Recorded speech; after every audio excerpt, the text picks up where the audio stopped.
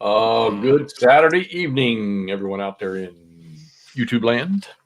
Back with another. We're going to discuss a little bit of Mediterranean gaming. I'm pretty much World War II. I was actually looking at some of my games over there, and I said, "Oh, here's one. Oh, nope. Well, it's not World War II, but I guess it would have probably. You probably do a lot of stuff like in the Middle East and stuff like that. That's not World War II. Anyhow, Alan, how you doing, buddy?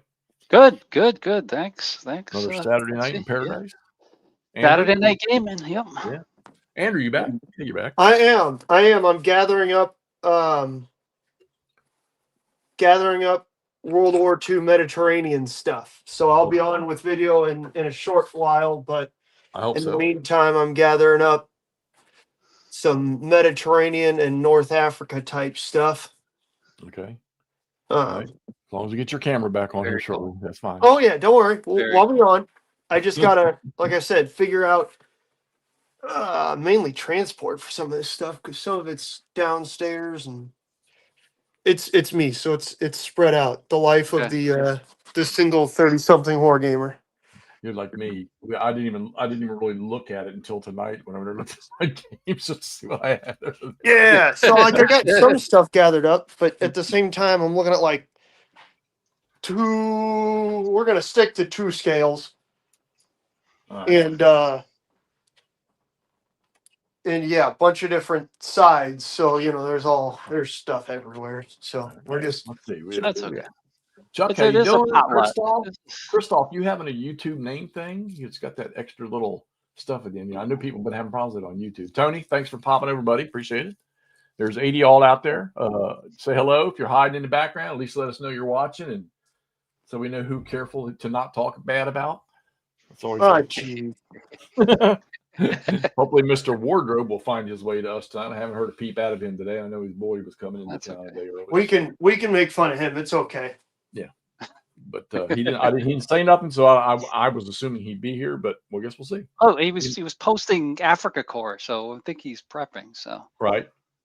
Timothy, what's up, man? So we are sorry, just to clarify, we are sticking to World War II.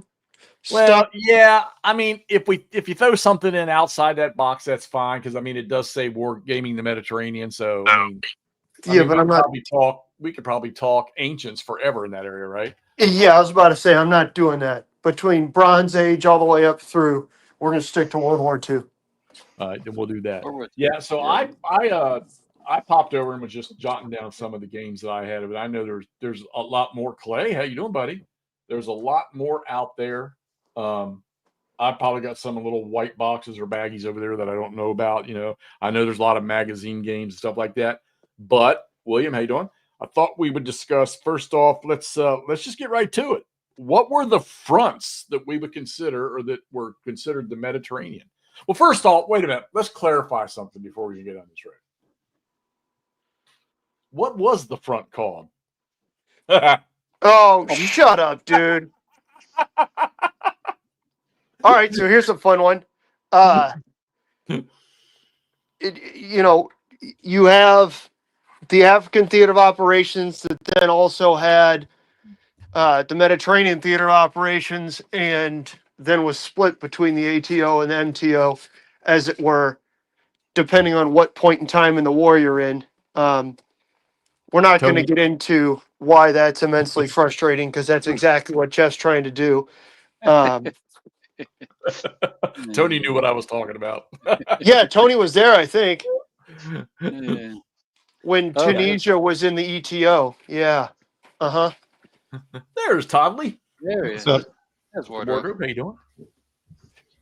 All right, so Chuck says North Africa, Malta, Crete, etc. Okay, so all right. Okay, I'm gonna say what I think, and then you guys can correct me.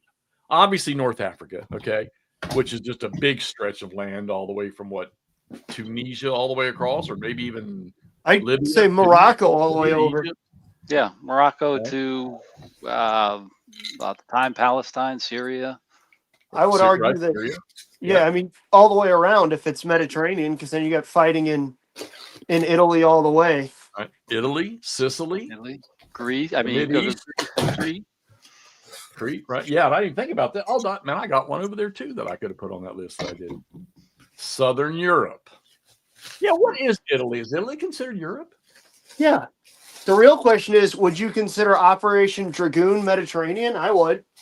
Ooh, that's a good question. I thought that was in southern France, wasn't it?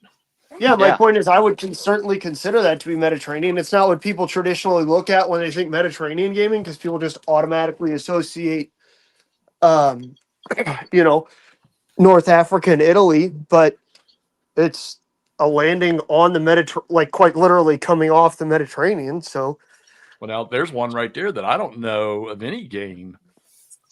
Anybody know of any games that were in Greece? There's very few. I mean, like Europa game. I know there's a, like, Jeff, you probably own one. I mean, yeah, I've got a couple books that cover Greece stuff. Yeah, isn't that where the Italians went in and then the Germans had to go bail them out or something?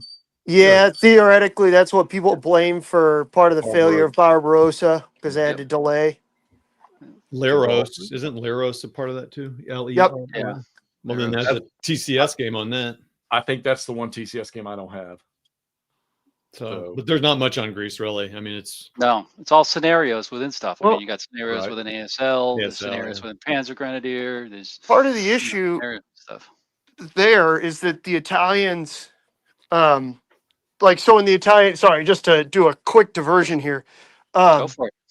Yeah, so the one of the main primary differences, at least for me, that I can see between the Italian and German invasions of Greece, or not necessarily the German invasion of Greece, but the German contributions to the Greek campaign there, is the Italians kicked off, started everything going, a little kind of odd, non-traditionally, in terms of just kind of doing they thought it was going to be a cakewalk, right? So they're walking across the Greek frontier, as it were, just middle of the afternoon, start with doing a leisurely Italian thing, and then sort of continued to do so, all the way through, just like not even taking it seriously. Mussolini claimed he could do it in next to no time, so there was none of the hallmarks. You all right, Todd? None of the hallmarks of a traditional, attack, especially when you're trying to get stuff done, to the point where all the traditional offensive maneuvers, Barbarossa, you have this massive late or early morning barrages and stuff, and then you all roll out. You got the full day to get after. By the time the Germans were attacking, they moved in, they attacked, right at sunrise, because everybody knows dawn is tough on Greece. All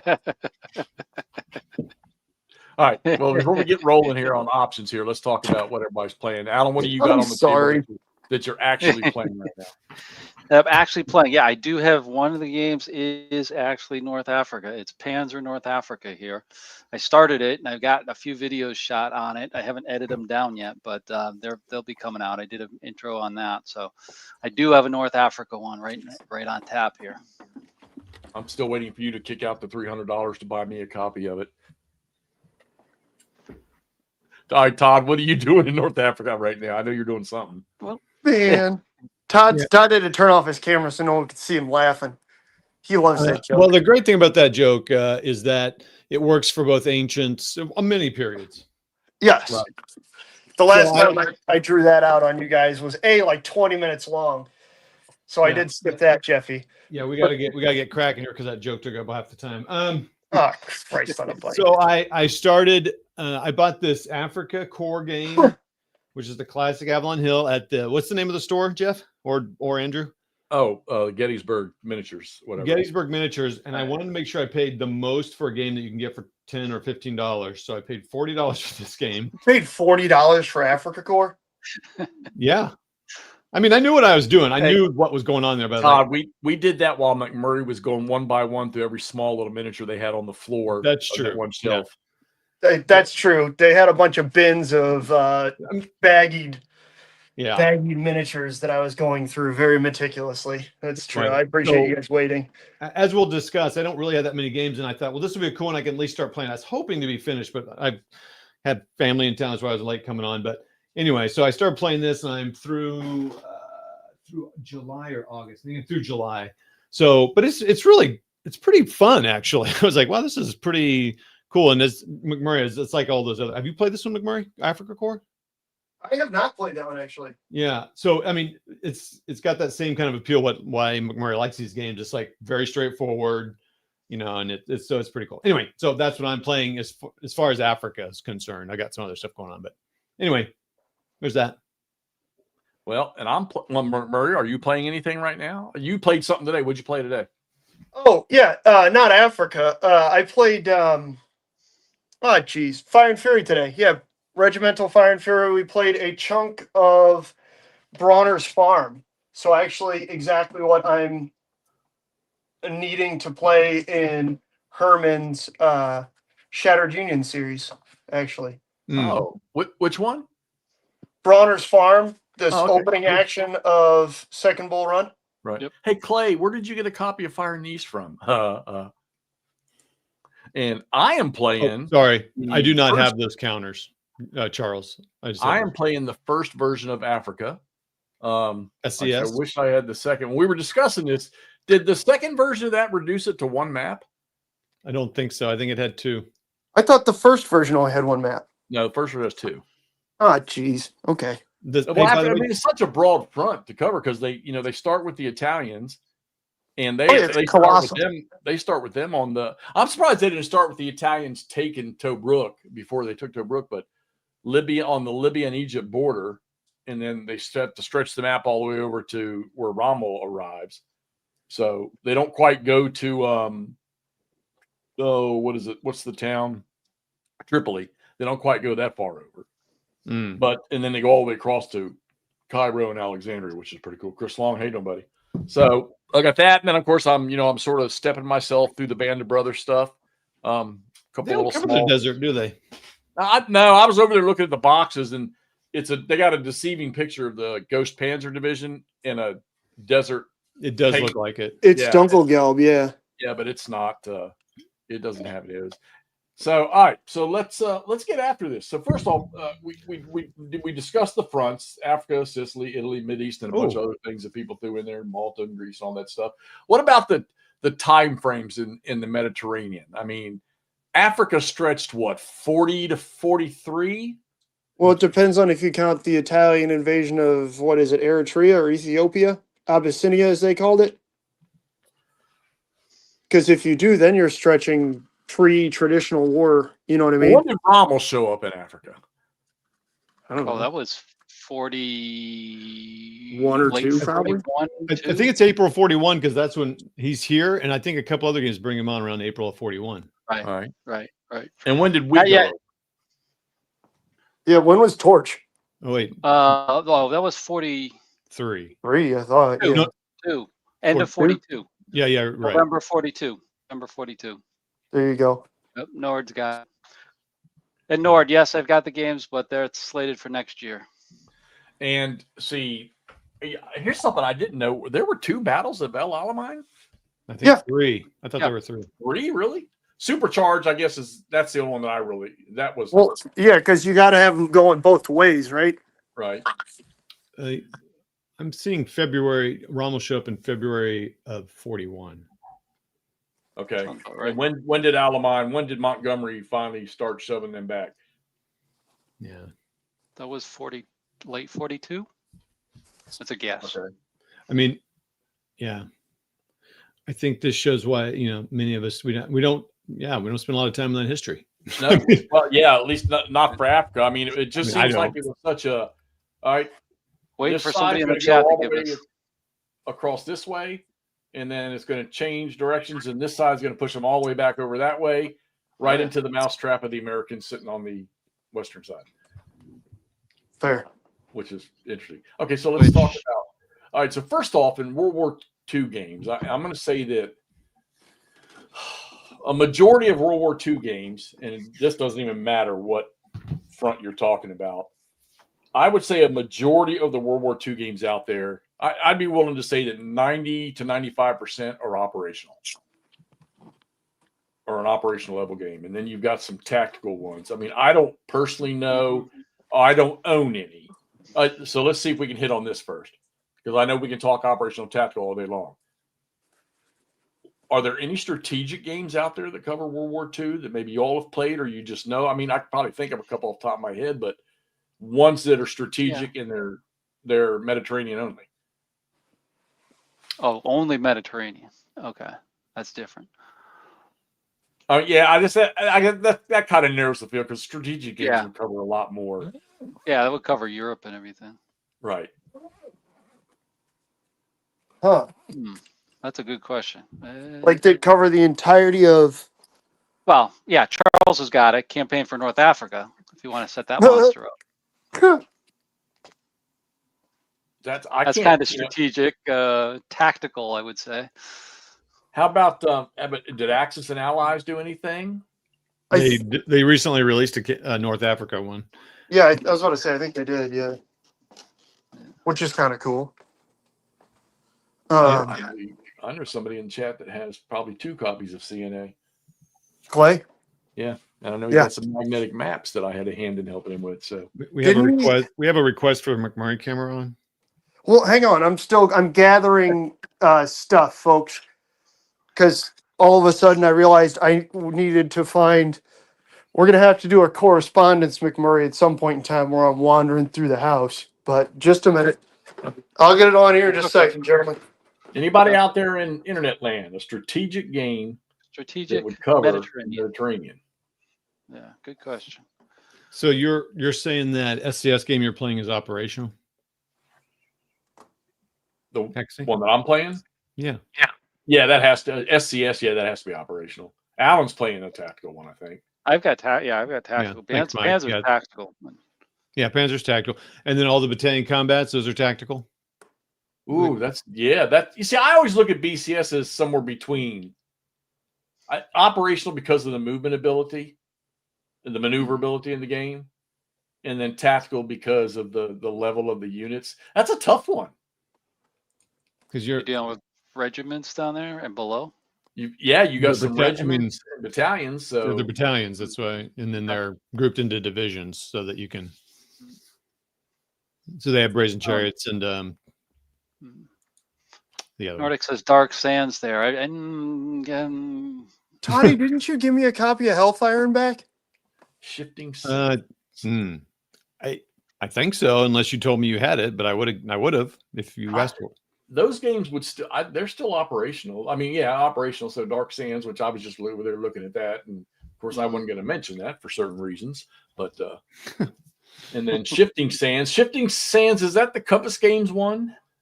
I don't think so. Because, man, when I asked a question about North Africa game, or when I was researching, Shifting Sands came up a lot. Or was that MMP? Shifting Sands is a point-to-point. I think that's one reason I backed off of it. There's a good one, right? How about that one right there? Shifting Sands is not. Whoa, I don't know that one. I remember seeing a lot about that. But here we go. Hissy was doing something on it too. Yes. Does that count as an operational game? Theseus and Mirage? Well, the only ones I have from VUCA that are along that were operational. I don't have that one. Well, then I was wrong on that. Sorry about that. Is that point-to-point, Mike?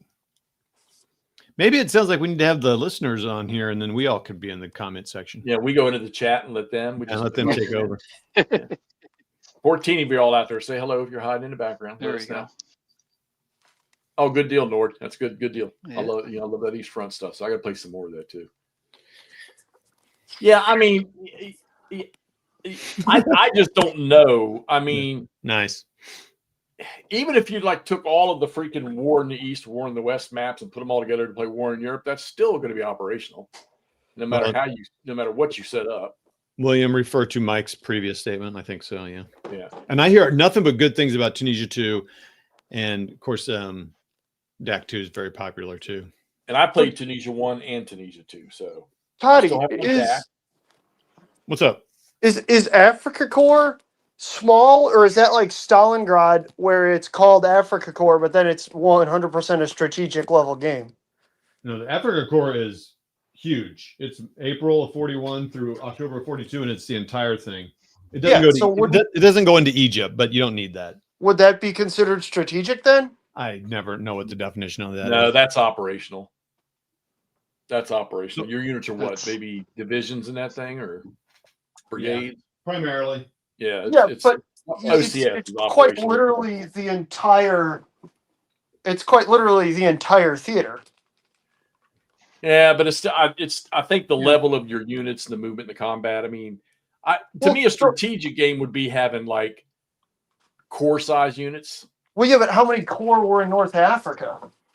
Well, there wasn't a lot of core, but I would also consider The factoring in question like is, can you even do that then? If that's your, like, you know what I mean? If that's your metric, is it possible using that metric to have an operational North Africa game? Because you'd have like 3 or 4 counters aside, maybe. yeah, but I think it becomes more to what happens in the theater. Factoring in not just Egypt and Libya, but factoring in what's happening in Crete and everything else, because that did have a factor of shifting some of the British units from Egypt up there. Oh, it certainly did, as well as affecting drastically what the Axis could actually do.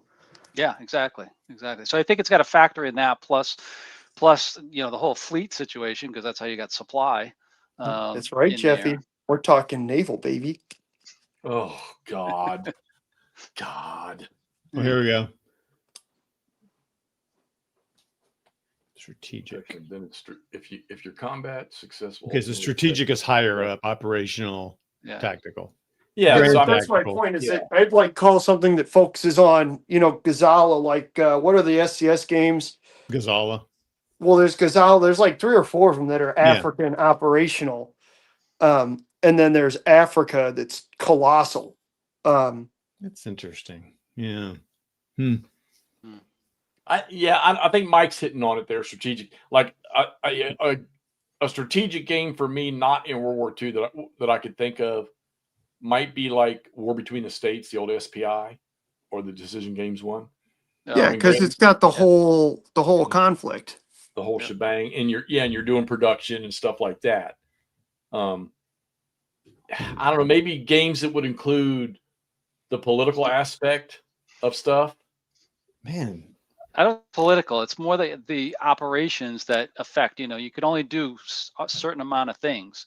And if somebody's going for Crete, let's say, you got to reply to it, but that may leave you weak in Libya or something to that effect. Right. I think that's got to be. I don't know if that's political considerations versus just strategic victory locations.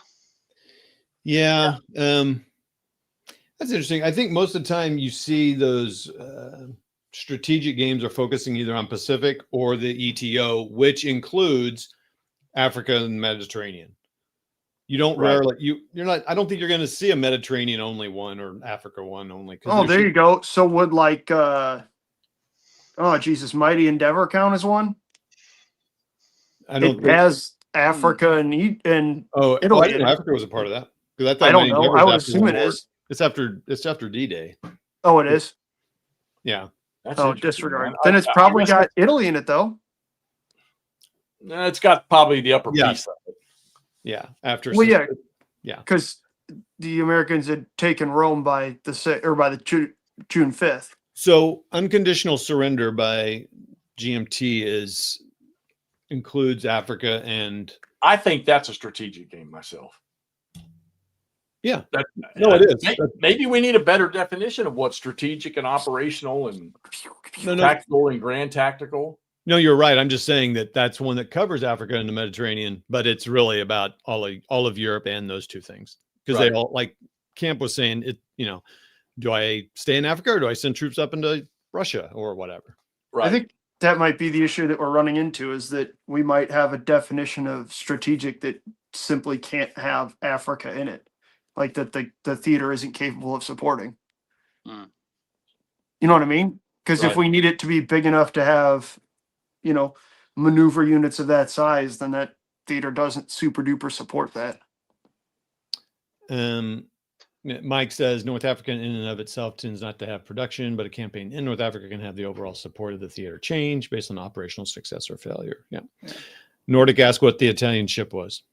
Yeah. It is a Littorio class, a very, very, very modern class of battleship. Okay. Nord, there Vittorio you go and again. Roma. The issue is We can mute him. Don't. their 15 centimeter shell or 15-inch shell production was not quite as modern, so it kind of defeats the purpose of having a fancy, awesome battleship when your shooting isn't quite good enough to take advantage of the range finding and fire direction that you've got. Yeah, you're firing Yeah. basically. Yeah. Okay. Let's talk All right. tactical. This will be easier than option 2. So let's talk tactical. And Grand Tactical? Oh, Or do you God, don't you start with that. That's so confusing. I mean, okay, Grand Tactical to me is GBACW. Am I wrong? That's just overcomplicated tactical. I think in ACW, I think that's tactical. Okay. I mean, because you're not going to get down to. Do you consider GTS? That would be Grand Tactical, right? It's in the name. So yeah, that doesn't mean nothing to me. But and I think So yes, I think it is, because you're dealing with companies and you're dealing with tanks, and then to some level. So anything that's company, platoon, or squad level, or down to man, but we're not. Yeah, when you play Goss games, what is that called? Is that grand operational? Grand operational, but and see, that's what I'm saying. That there needs to be a better definition, because that has company level units in it. I mean, Yeah. Like, here come the hold on, here come the tactical. All right, run them down, Alan. Yeah, go ahead. and there we go. Tactical stuff. Tactical Tobruk's not Africa. Tobruk is East European Theater of Operations. Okay, just ignore him, Camp. Keep going. Jeff started it. All right, so Tobruk, that was like the first one like that, right? Tobruk, yes. This was the original. I mean, this was the first one. This is pre squad leader. What type days? Yes, this is 1975. Yeah, that's pre squad leader. This was the first for me, and this was awesome. I always liked the picture on it. Yeah, I mean, back in the day, it was great. I mean, it was individual tanks and stuff. And was it also put that box back up there, Alan? Put that Tobruk box back up in front of the screen. Oh, he's getting some other stuff. We're doing a little show and tell. Let's ask Okay, so first person in the audience, what's unique about that picture? Okay, hold on. Hold it up there. We got you big. It's on the front of the Tobruk box. Haha. Okay, I got it. I'm gonna say it. Anybody in the audience? What's unique about that picture? Nobody? Give him a second. Staged. I was about to say they've got like a delay. Coming over. Appreciate it, brother. While you're thinking about it, could be staged, but what's the unique part? Tobruk one. Some other guy was teaching me. Very nice. Moves. Very nice. Good. I drove my parents right to Tobruk without a fight. Nothing. Robert, how you doing? Good to see you. German tank, British soldiers, colorized. The Chucky. soldiers are not German. That's what I noticed. Oh, damn it! Sorry. I'm leaving it alone. I'll let you do it. Okay. All right. So is that German tank, Brit soldiers? German tank, Brit soldiers. Yeah. And what tank is that? I'm going to say it's a PZ3. I'm going to go. It's a 3. I'm going to go 3 short barrel 50. The barrel. Oh, not Roger McGowan. So do you have Tobruk on the table right now, King? Yeah, I've got some of it out here. Hold on. Let me embiggen. Flip me over. Yeah, flip me over here. All right, hold on. While you're putting him over there talking. You doing it, Jeff, or mine? Oh, go ahead. Go ahead. There we go. All right, we're gonna have a little bit of walkabout here. Okay, yeah. Hold on, everybody. Let everyone take their Dramamine. Okay, got it. Go. Got it. Okay, yeah, I got Tobruk here. I still have this. I was just looking at this the other day, and I'm like, man, I got to get this back out. This was so good back in the day. Okay. Yeah, pretty basic. Avalon Hill, desert, yellowish. The boards are easy. Easy. Pieces were big. Hold on, let me not get a shadow in there, but pieces were nice because they actually had the silhouettes on there. Of the vehicles. Yeah, each tank, the top views. Yep, you can see some of those in there. What are the infantry was still NATO symbols, but that's okay.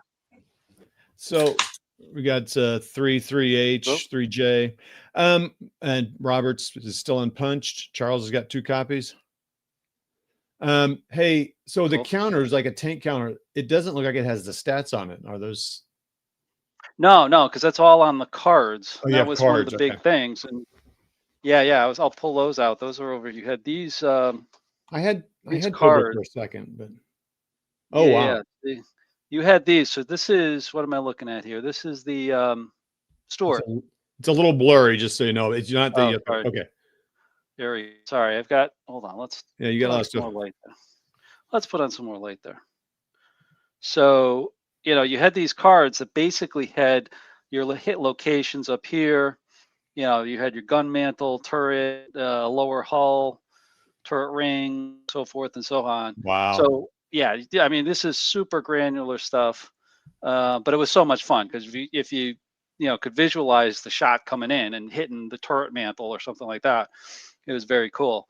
And then it was just simple, dice rolls. If it's less than such and such number, we got a kill with 2 crew killed as well.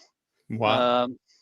Based upon the types of weapons. You only had a handful of weapons here, from ATRs all the way up to the 88s, but you only had, I don't know, maybe about a dozen or there. I can't count them all, but only about a dozen over there as well. Were there overlays for the boards?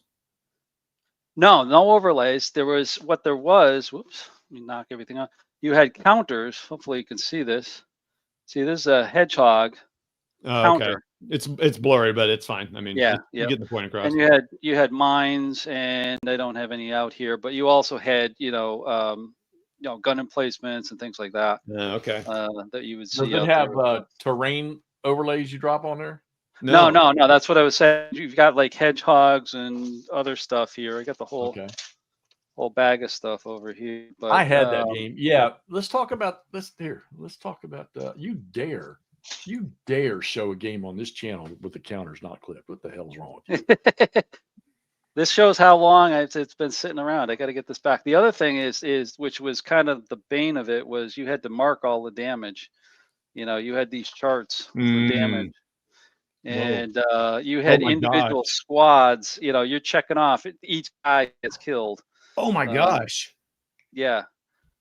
So you have a breakdown of all the crews. You had the crew numbers over here.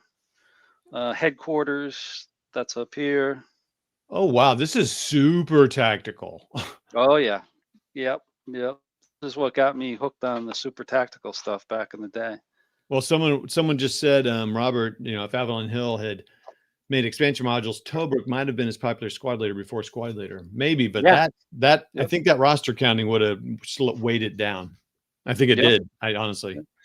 Well, the other thing too that was innovated at the time. First off, this was only 16 pages of rules. This is the last rules. Oh, that's 16 awesome. pages. The other thing is that this started out as programmed rules, much like you had with squad leader. Yeah. So you've got the rules for scenario 1 here. So you're reading through 2 pages to get the basic stuff. And then you're playing the scenario. So it's like right here, stop, go no further, play scenario 1. So this was first scenario 1, which is just tank on tank type of thing, which I think it was the grants. What was it? Here it is, scenario 1. Yeah, it's got British grants going up against Panzer IIIs. So just a very simple, easy scenario to get you started. And then you'd move on from there, and you played through all 9 scenarios. And you could go back and modify them, and then they had some experimental rules and stuff like that you could toss in. Then they showed you how to do freeform stuff. So you had quite a bit of stuff in here, for what you got. Oh, you had firefights too. These were like really short scenarios. You had like this one here, British Queen of the Desert, 3 Matildas versus 15 M1340s. And you could just bash it out. I think I played that one a number of times with everybody. That's pretty cool. Just shooting everybody up. So, anyways, it's 16 pages, but 8-point font, 3 columns each page. But yeah, it's it's small. I mean, it's not for old eyes. But that's cool though. Yeah. Okay. Well, that's obviously tactical. I would say that's the most tactical one. Yeah. Well, it's the granddaddy of them all. I mean, that's what gives you Panzer and its predecessors. And what's on the table right next to it there? Over here? Yep. Boom. Panzer, That's right? Panzer. Yep. That's Panzer. With the overlays. With they have the original overlay. Yeah, they have the overlays over here and everything else. And yeah, this is a monster. If you want to talk about rules comparison, you know. Yeah. I remember when that box came out, people were talking about like, holy cow, there's so much stuff. There you go. Good Lord. There you go. Well, you got playbooks, you got 2 scenario books, optional rules, TOE manual, basic advanced rules, scenario books. Yeah, that's a lot. That's a lot. It's a lot. If you know the Panzer system, it's easier. Yeah. You know, there's only a few things you have to add in, so it's not too bad. Cool. Not too. 4 books. Right. And that's sitting right here, Hexy. Yep. Oh. We'll play that. We'll play that later. There you go. You got a lot of stuff going on there. What's all the red numbers up there? Oh, this is, I'm doing a solo scenario. So with the solo scenarios, these are all hidden units. So you've got to discover these units. Oh, so wow. when you move close enough, you can discover, but they can shoot at you beforehand. So I've discovered, like right here is a L35. Yeah, just a L335 that I discovered when these guys moved in. I'm about to move up the next turn. But you've got to discover all of these, and ultimately this up here is where the victory hexes are, and then blown up tanks you get victory points for as well. That's fun. A bunch of armored car units over here, and then a cruiser unit over here with M9s moving up. It's just all the count. That was the first thing that turned me off, was the placement of all the informational counters. That drove me. All the command markers. Yeah, you got all your command markers for moving and stuff. That just drove me up the wall. I can't imagine playing a game. Well, that one right there, if you got every one of those little things has a unit on it, having those little chits on top of everything, that was, it's kind of like, GBACW, you might have 3 or 4 informational chits stacked on top of one unit. Right. And that was and of course, Band of Brothers, same way with, I'm playing with the used counters and the stop fire and stuff like that. You've got, but the scenarios aren't quite that large. Right. Yeah. Hey, Nordic's asking where you got the small poker chips. The arrows are also cool. He didn't ask about those. Poker chips, just Amazon. You can get a bag of like 1,000 of these for. I think, don't they usually call those tiddlywinks or something? Tiddlywinks, yeah. Bingo chits. Bingo whatever. Chips, yeah. Yeah. More than I got a whole bunch of them. See, this is the red ones I've got. I've got some more up there that I've got on other games. That's and cool. Stuff. I got the arrows just for with the solo. What I do is use these for planning attack. This is how things are going to go, and then yeah, the arrows are cool. Crazy. Things go crazy later. So what's happening is these guys, the red arrows, these guys are going to be shooting at these Italian tanks.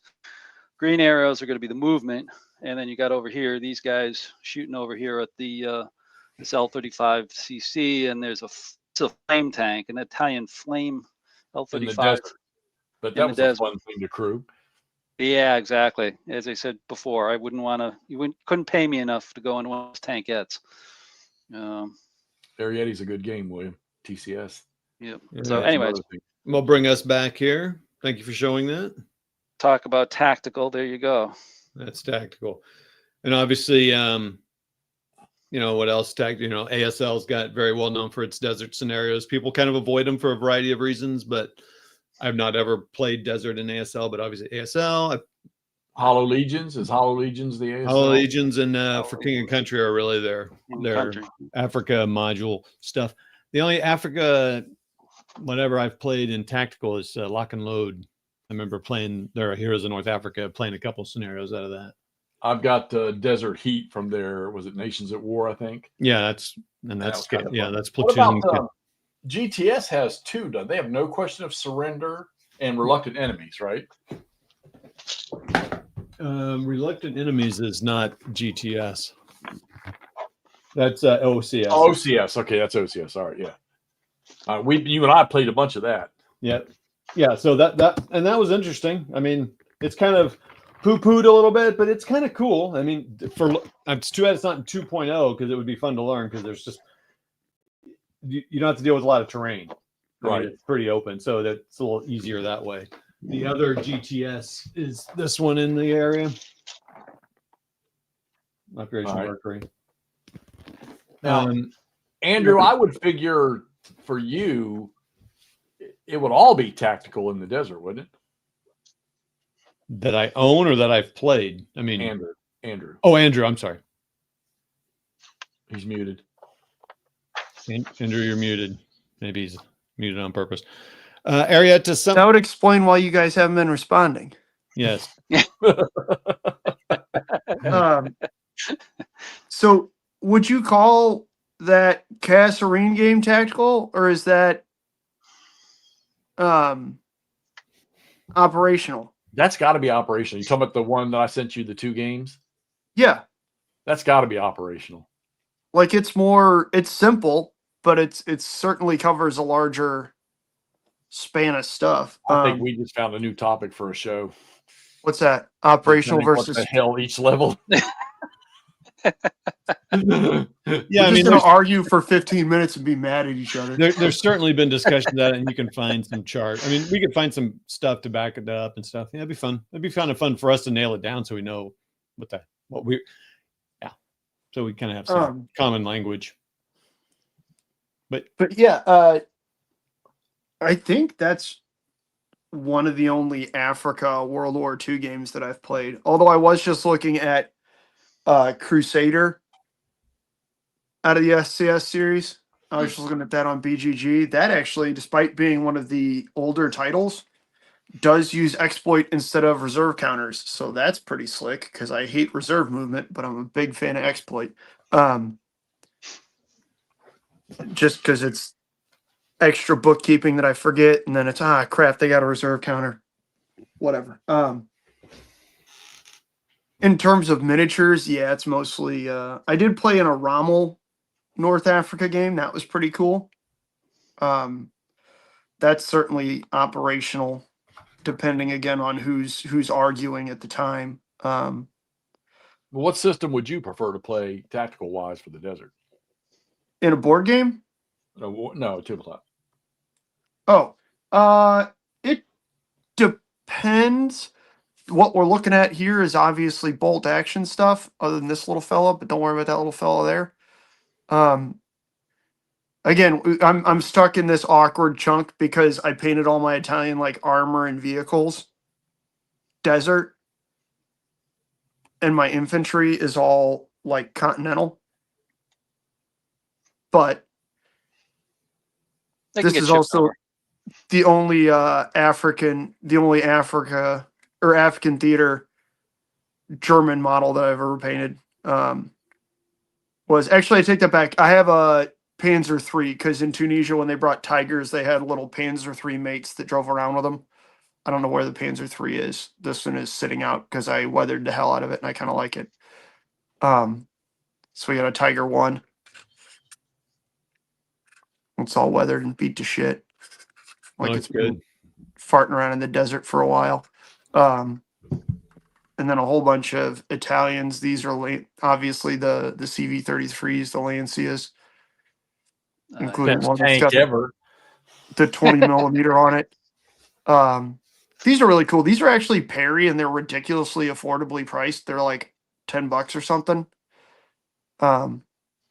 They're just cool figures. You can model them with the hatches closed. Don't cool though with the figures sticking out of them. Don't come at me about how the Simamente 75s didn't really see service in Africa. I know it. It's just cool, and all my other stuff is painted like this. So this one is. Got one of the Auto Saharianas. Yeah, nice. Yeah. All I did was the machine gun on it, not, a random 20 millimeter flat gun or one of the Berettas or anything like that. But that's a cool one. Nice. One of the, I can't remember. It's the 41. I don't remember the letters, whether it's an AH or AB or whatever. Yeah. What is that? Hold on. It's a 41, but AB 41. AB. There you go. So that's a pretty fun one. Big fan. Just a goofy little thing running around with the 20 millimeter gun on it. I don't know. Don't quote me on that either. But there's those. Here's a 15 millimeter version of this guy. Just a little scale comparison. We're going to see a whole bunch of 15 millimeter Flames of War stuff in a little while once we go on an adventure. But yeah, so there's some of those guys. Those are Africa. Then I have a whole bunch of, like I said, like continental Italians. So there's a little Elefantino team. They're a little 47 millimeter infantry support anti-tank gun. One of those guys. There's a bunch. I've got some that are painted up just as normal Italians. Then I've got some full gore paratroopers as well. Let me pull those out. Here's another machine gun team. Those are some colonial troops. You can see they got they're actually they're continental, but they're big Salieri, so they got the plumes. Those are pretty fun. Here's a They're part Italian. Of part of Arietti, right? I don't know. Here's a Italian paratrooper light mortar. So you can see they've got the camo and the sky blue pants because they look cool. And then some more paratroopers. Some more just Italian paratroopers somewhere in here. There's a couple other little guys. There's a guy with their little Beretta submachine gun, little command guy. Did they actually use them in any? That's a great ask. Do they make any drops? Yeah, did they make any drops? I don't think. I doubt. I don't know. That's a question for somebody, not me, unfortunately. But yeah, so there's a whole bunch of those. There's one that's pretty cool. Is the little submachine gun magazine carrier made it look like they call it samurai armor because it's stacked up, looked all crazy. But yeah, they got the blue pants and whatnot because they're all special. I painted up Il Duce at one point in time. I have no idea where the figure's at. You could do a rescue. Yeah, right. Yeah, there you go. Well, except for then I don't need Italian paratroopers. I need German paratroopers. But yeah. So I'll tell you what. Let's. Well, how much stuff do you have? I mean, what's the biggest scenario you could play with the stuff that you have? For Italians? Yeah, Italians in the desert. Do you have the British to match them? I don't. A buddy of mine painted up a ton of British. One thing that I do have that is not painted yet. Hang on. Let me. I'm going to kill the camera for just a second. We're going to go on a field trip because we got to look at the like 15 millimeter Italians because there's a lot more of those that are actually desert, and those are pretty slick. So I have a bunch of DAC that are partially painted. We did. You go find your stuff. We're going to talk some operational games while you're going down to get it. No. I'm not going down to get it. It's right here. Oh, he's back. Oh, Jesus. So there is a whole bunch of. Oops, sorry. There you go. Now we're oriented properly. There is a whole bunch of the Italian Flames of War stuff that goes along with those little tankettes. So we've got machine gun teams, and these are infantry platoons. They each had attached organic machine guns. So there's 3 infantry platoons. There's a little test stand. Sorry that the colors don't match. But yeah, so 3 little vignette there with the guy in an ammo can. These are spotters for artillery and staff teams. And then my 2IC, 1IC, 2IC machine gun support platoon for the company. And then 3 infantry platoons, spotters, and command teams for 2 artillery batteries. Are those printed Flames of War, or did you buy those from? These are actual Battlefront figures. Actually, I think these are Old Glory, but yeah, they're metal figures. They are metals. And then I also, for 28, I've got these guys. So some LRDG trucks and a Jeep, and then some dismounted figures. Nice. To fight some of those Italians and DAC. I just need to get these guys painted up, which shouldn't take too terribly long. It just hasn't been a pressing issue because I haven't had anybody really chomping at the bit to play desert stuff. But yeah, so that's most of what we're looking at. At some point in time, I got some awesome reference materials from a miniature company that are pretty outstanding as well. But we can look at those in a minute. All right, well, let's talk about some other games in the operational spectrum of the desert. And I mean, right off the bat with MMP, obviously Africa 1 and 2, Africa, the Desert Rats one, which was the last one. And Todd, you took a spin around the horn with that one. Wasn't that the one with all the weird supply rules or something in it? Which one was that again? The Desert Rats Africa one. Yeah, I was trying to remember that, Jeff, because I knew we were talking about this, and I in my one video I did on it didn't really tell me enough. It's interesting. When I was chatting with Kev while he did his live stream on Friday, I said something about, he was like, "Oh man, Africa." He was pretty bummed out that he couldn't make this because he loves North Africa. He loves the African. He does. And I was like, "That's a bummer." He's got Scott family stuff going on, but he mentioned that SCS North Africa, the new one. Like I thought he might be. I was surprised he mentioned an SCS one, but he thought that was a really good one. But yeah, you got supply, of course. Yeah.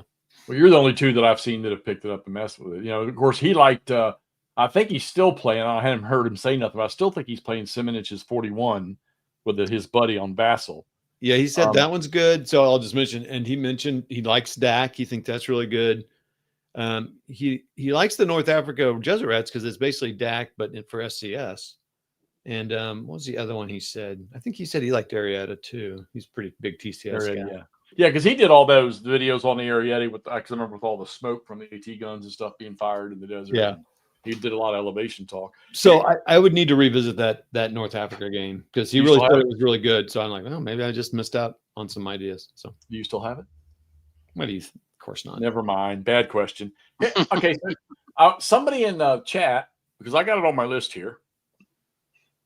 I'm pretty sure it was SPI or it was S&T magazine, and it would have been probably the premier desert game back in the day with Rommel. And I've not heard anybody mention that in the chat at all about that.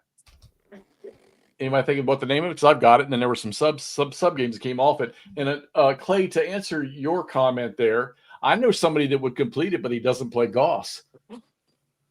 That's Callendale. Oh. But who can name the game I'm thinking of? I think it's SPI or it was S&T. I think someone did bring it up. Did I miss it? Desert Fox Deluxe? Oh, no. That's a Decision Games. But I don't know if that's the off spin of the game I'm thinking about or not. There's a good one right there. That's not the one I got on my mind, but I got that over there. Desert Fox, yeah. I don't know. Is Desert Fox Deluxe, is that a boosted version of Desert Fox? That's a great game there, Pan's-Army Africa. Yeah, that's what I was thinking of. That would be the other one. Became the 05 because I had that in a flat pack. Yeah. All right. How about How about we're staying in the desert? DAC, obviously, which I still have my DAC, that's for sure. Tunisia from OCS, Tunisia 1 or 2. The only difference is the maps in 1 are just severely ugly. The Desert Heat from Lock and Load to be a good one. Panzer that you're playing. Here's one for you. How about Europa's War in the Desert, which I have that sitting over there. Anybody ever played that one? Is that one of the ones I found for you? I've got a monster game over there made by Avalanche Press called Alamine. Oh, yeah. Huge. It's in a Gauss type box, only bigger. I got that. You got one of the older ones too. Rich Champion. Yeah. All right, let's get out of Africa for a minute. What do we got gaming wise that would be in the other environments? I know we said GTS, the Air Assault on Crete one, or whatever it was called.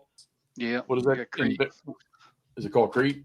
Yeah, the Air Assault on Crete from Avalon Hill, and then there was what was the SPI version? Well, I'm thinking of the GTS one that Mercury, Operation Mercury. The one I showed earlier. Yeah. And Air Assault on Crete, right? Which I happen to have that one floating around over there too. I don't think I sold that to somebody. A buddy of mine gave me that for free, actually. Yeah, you got Malta in there as well.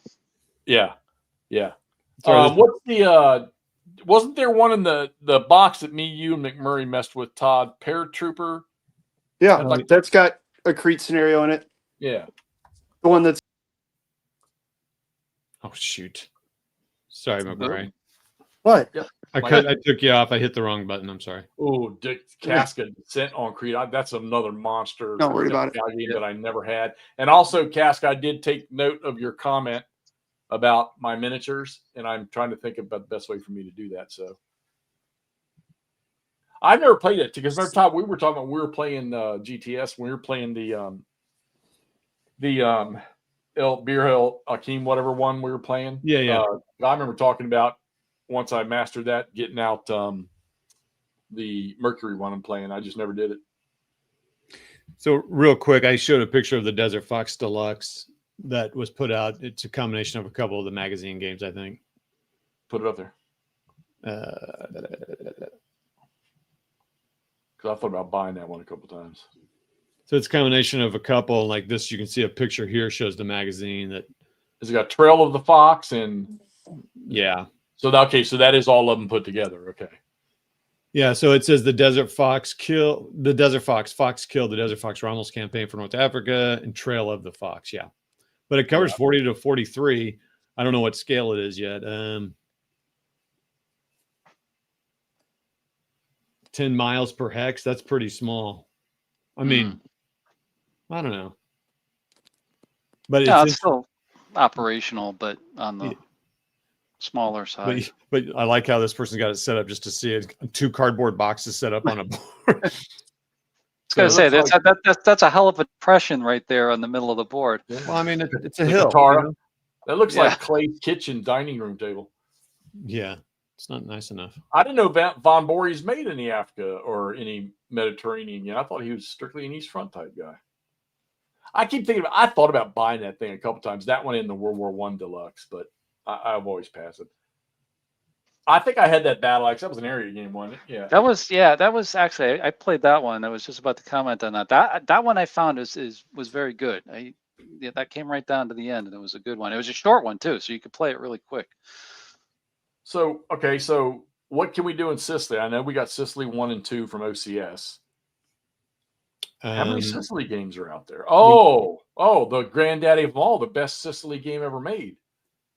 Don't say it. OCS? No, I'll let Andrew say it. You can go watch the burning of the game on my channel. Yeah, we already talked about blowing up a game. Greatest game ever, and it was a bird game. That's what bugs me. Oh my gosh! But yeah, the OCS game was very popular. I have heard people like both versions, the first one and the second iteration. I've got both of them, but I haven't played either one of those yet. But there aren't that many.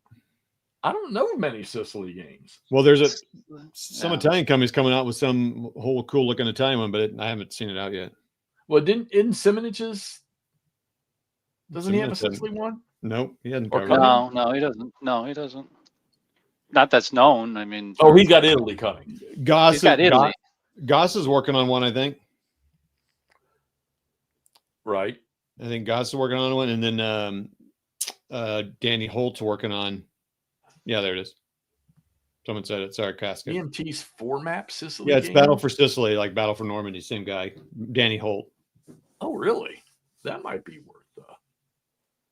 I mean, so that Battle for Normandy is it's a monster, but it's not too detailed. I mean, it's not too bad. This one I'm tempted by. I mean, I'm like, oh boy, that could be good. Well, but you've always got an outlet if you don't like it. Yeah. So I may have to look at that one too. January 2026. You think it's going to be released? That's the estimate from them. So I mean, I'll go look again. There was another old one. You mentioned Avalanche Press, Jeff. There was Bitter Victory, which is a Sicily one there too that they had. I never played it. I have it indirectly, but that's a full Sicily game. I was just looking. Is that along the lines of one of the Italian ones I'm going to mention called Avalanche: The Invasion of Italy by Avalanche? Yeah. Because that game was actually Simonich's games. That system is similar. Kind of, yeah. I mean, there's enough to keep away copyright lawyers, but you're still operational. You're still dealing with supply points. It's might be a little bit simpler than Simovich's stuff. Right. Well, I'll tell you a little bit of it, and I remember I took it down because it just didn't. Yeah. It was not that it was bad; it just wasn't exhilarating. So, real quick, so Italy 43. Speaking of that, is charged on Thursday, and I think you have a couple days 4 days after they charge the games to exactly get on it. Italy 43, and then Yeah, unconditional surrender Western campaigns, I think, covers Italy as well, but that's a little different. But I'm going to keep looking for something here. So I don't recognize that name, Robert. Do they do it in English? yeah, that's the one I was talking about. That I keep seeing little tidbits of, but they're just a smaller company, so you don't see it all over. But it looks really stuff nice on Facebook that I've been seeing. Somebody's been posting. Yeah, okay. Yeah, for about a year. It looks really cool, but it's like I don't know anything about them really. I mean, Nord, have you put anything on your new table yet, Nord, other than the drill that we keep seeing laying on the picture? Oh, slam! Bam! All that talking you did. Oh, so, man, it's getting saucy in here. Good Whoa. Lord. You just got to check. We lost Andrew. Turned it up to 11.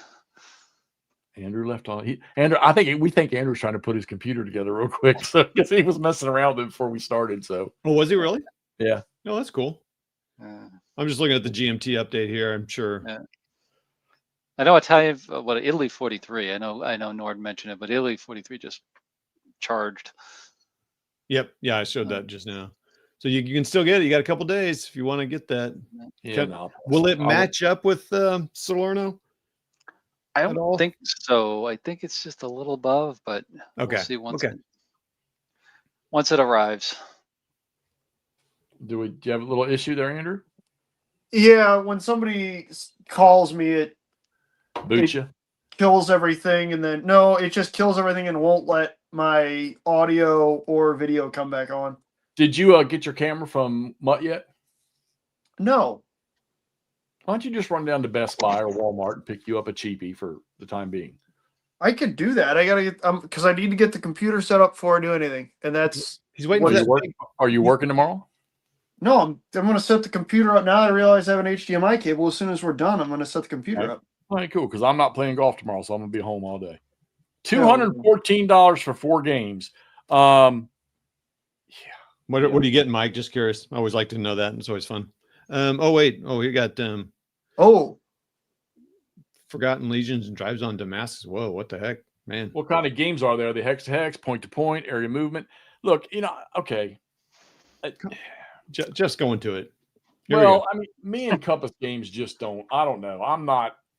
I've got 5 or 6 of them over there. I won that brief Borders Wars 2, which I can't seem to even give away.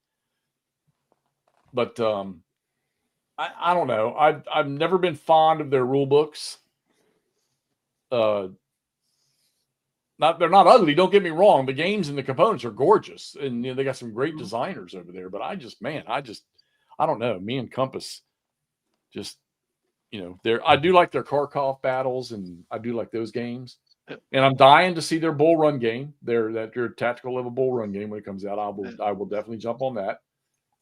Yep. So, well, they're a hit or miss. They're a hit or miss. They'll get we all know the one Gettysburg game that is ready to be blown up by Wardrobe and McCurry, but they've got some others that are actually pretty good, like you said, the Ardennes and the Kharkov. And wait, there's a Gettysburg game we're gonna blow up?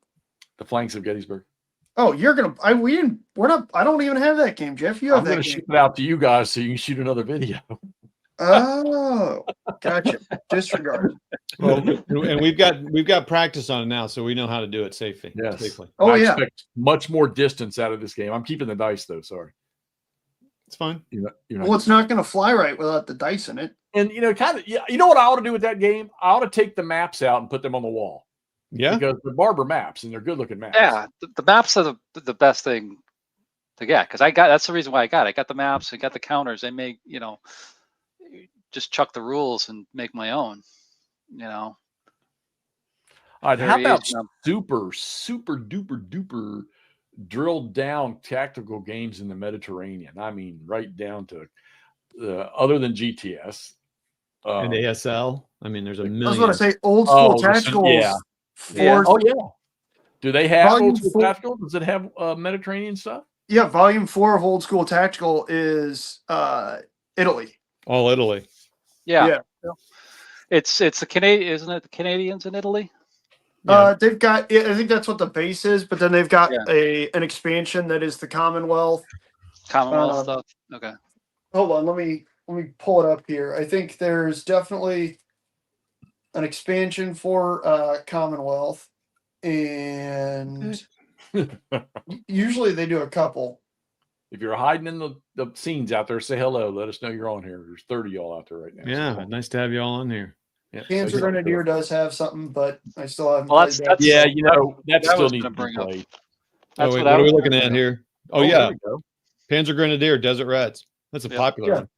Yeah, They've got- that's a good one. And the thing with Avalanche Press, they did what they do is a lot of odd stuff. So there's a lot of odd stuff in the Mediterranean. So you get the Greeks, we were mentioning about before. Yeah, this one I got this one I've had a while because I was big into Panzer Grenadier years ago. But there's a couple of You want to teach me how to play Panzer Grenadier, Alan? There we go. Sure. Sorry. Stuka! Let's get on back. The other expansion is Americans at Anzio. Sorry. Yeah. Back to you, Alan. Sorry. Oh, sorry. No. But this is pretty cool. I've done this. This is literally a campaign, where you can create your own officers, and much like the old squad leader, where you could go in the back and have NCOs go up through the ranks and get killed and stuff. This is a whole thing on doing it. This was pretty cool back in the day. But the other thing is they added like individual modules that are all over the place. I mean, I'll go into that here in a minute, but you do get like this one, South Africa in North Africa, South Africans in North Africa. Oh, that's so cool, yeah. This introduces, scenarios specifically with North Africans. And then if I get in close here, hopefully you can see it, counters with North African. Hold on. Yeah. Oh, yeah, there you go. Those are good looking counters. Yeah. Counters with African, symbols on here. So real quick, Camp, Robert says the only Panzer Grenadier I own is Casino 44, which is a really cool one. That is. I'm going to get to that one. Oh, sorry. No, that's good, Robert. That's good. We seem to be on the same vibe, Robert and I, because he does a lot of Panzer stuff as well. So that's pretty cool. But that's the thing with them. It's a lot of interesting kind of niche type of they do that well stuff in there. Yeah, they do that well. That's the one thing they do well. Is a lot of the kind of the hidden stuff in there as well. So yeah, you got Panzer Grenadier here as well. And I got another one here when we get to Italy. Yep. All right, real quick. William says there's a combat that man-on-man game covering Tunisia and Sicily. So that's interesting. And let me real quick. So that would be fun. I think that would be combat's a compass game, right? Yeah. I do not think that's it. So the Battle for Sicily is in their Q2 2026 and beyond tentative. That's to get to the printer. So knowing how the Battle 4 games go, I'm gonna say Q3 or Q4 on that one. But that's Q2. The other let's see. The other one was North Africa 40, which is a continuation of expands the North Africa 41, which people say they really like that one. And then we'll have to show McMurray's screen here, but McMurray will need to turn your camera because it's all sideways. So North Africa 40, so it'll be continuing. I heard pretty good things about that North Africa Zoc game, even though because I didn't really do the Zoc set so much. And I think that's the last one I saw from GMT. And that's Q1. That's Q1 is November. And then I already said Italy. Okay, so you want to look at those books here real quick? Well, run through them. I need to use little boys' room. All right. So here we go. We're gonna we got you maximized, McMurray. Okay. Yeah. So we talked a little bit about Flames of War a couple weeks ago, couple weeks ago. One of the awesome things about Flames of War is the just amazing source material in their little books. So I have a stack of 9 of them just sitting here. This isn't all the North Africa and Mediterranean books, but it's a good number of them. And I'm happy that we got to here because I wanted to talk about why these are fantastic and why they're cool books. Just a second, I'm trying to find what content's in this. Is this second or third? This is North Africa 2008. So this is second edition. I have the next edition of it a little bit further down. I think this is one I got from you. So it probably has some good scenarios. Second edition has some good scenarios in it. It does. This is a source book, so it doesn't have as many. The next Oh. one in the stack certainly does, though. Oh, okay. So this is North Africa and the Mediterranean. So it covers a lot of stuff. It's not quite in as much. It doesn't have as much detail for each one that we're going to get down to, but it is cool. So you've got Germans, Italians, British, and even some U.S., which is pretty slick, including a parachute rifle company for the U.S. We'll look Yeah. at that. Anyways, Yeah, they were there. So the cool thing about Flames of War is that, like I said, the source material is awesome because most of the time it's got just basic, here's how you do this stuff, but then also it's got a whole bunch of good, meaty background.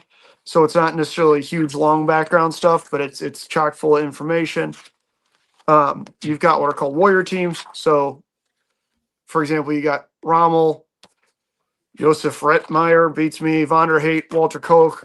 And then, well, this is a pretty slim one because it's a Panzer company for North Africa, but this is what makes these books awesome, even if you're not playing Flames of War, is you've got, I was trying to explain this 2 weeks ago and was having trouble with it, but something that's compulsory for your company, so an HQ and then a couple combat platoons, as well as then here we only have divisional assets, but then sometimes you'll have brigade or regimental assets.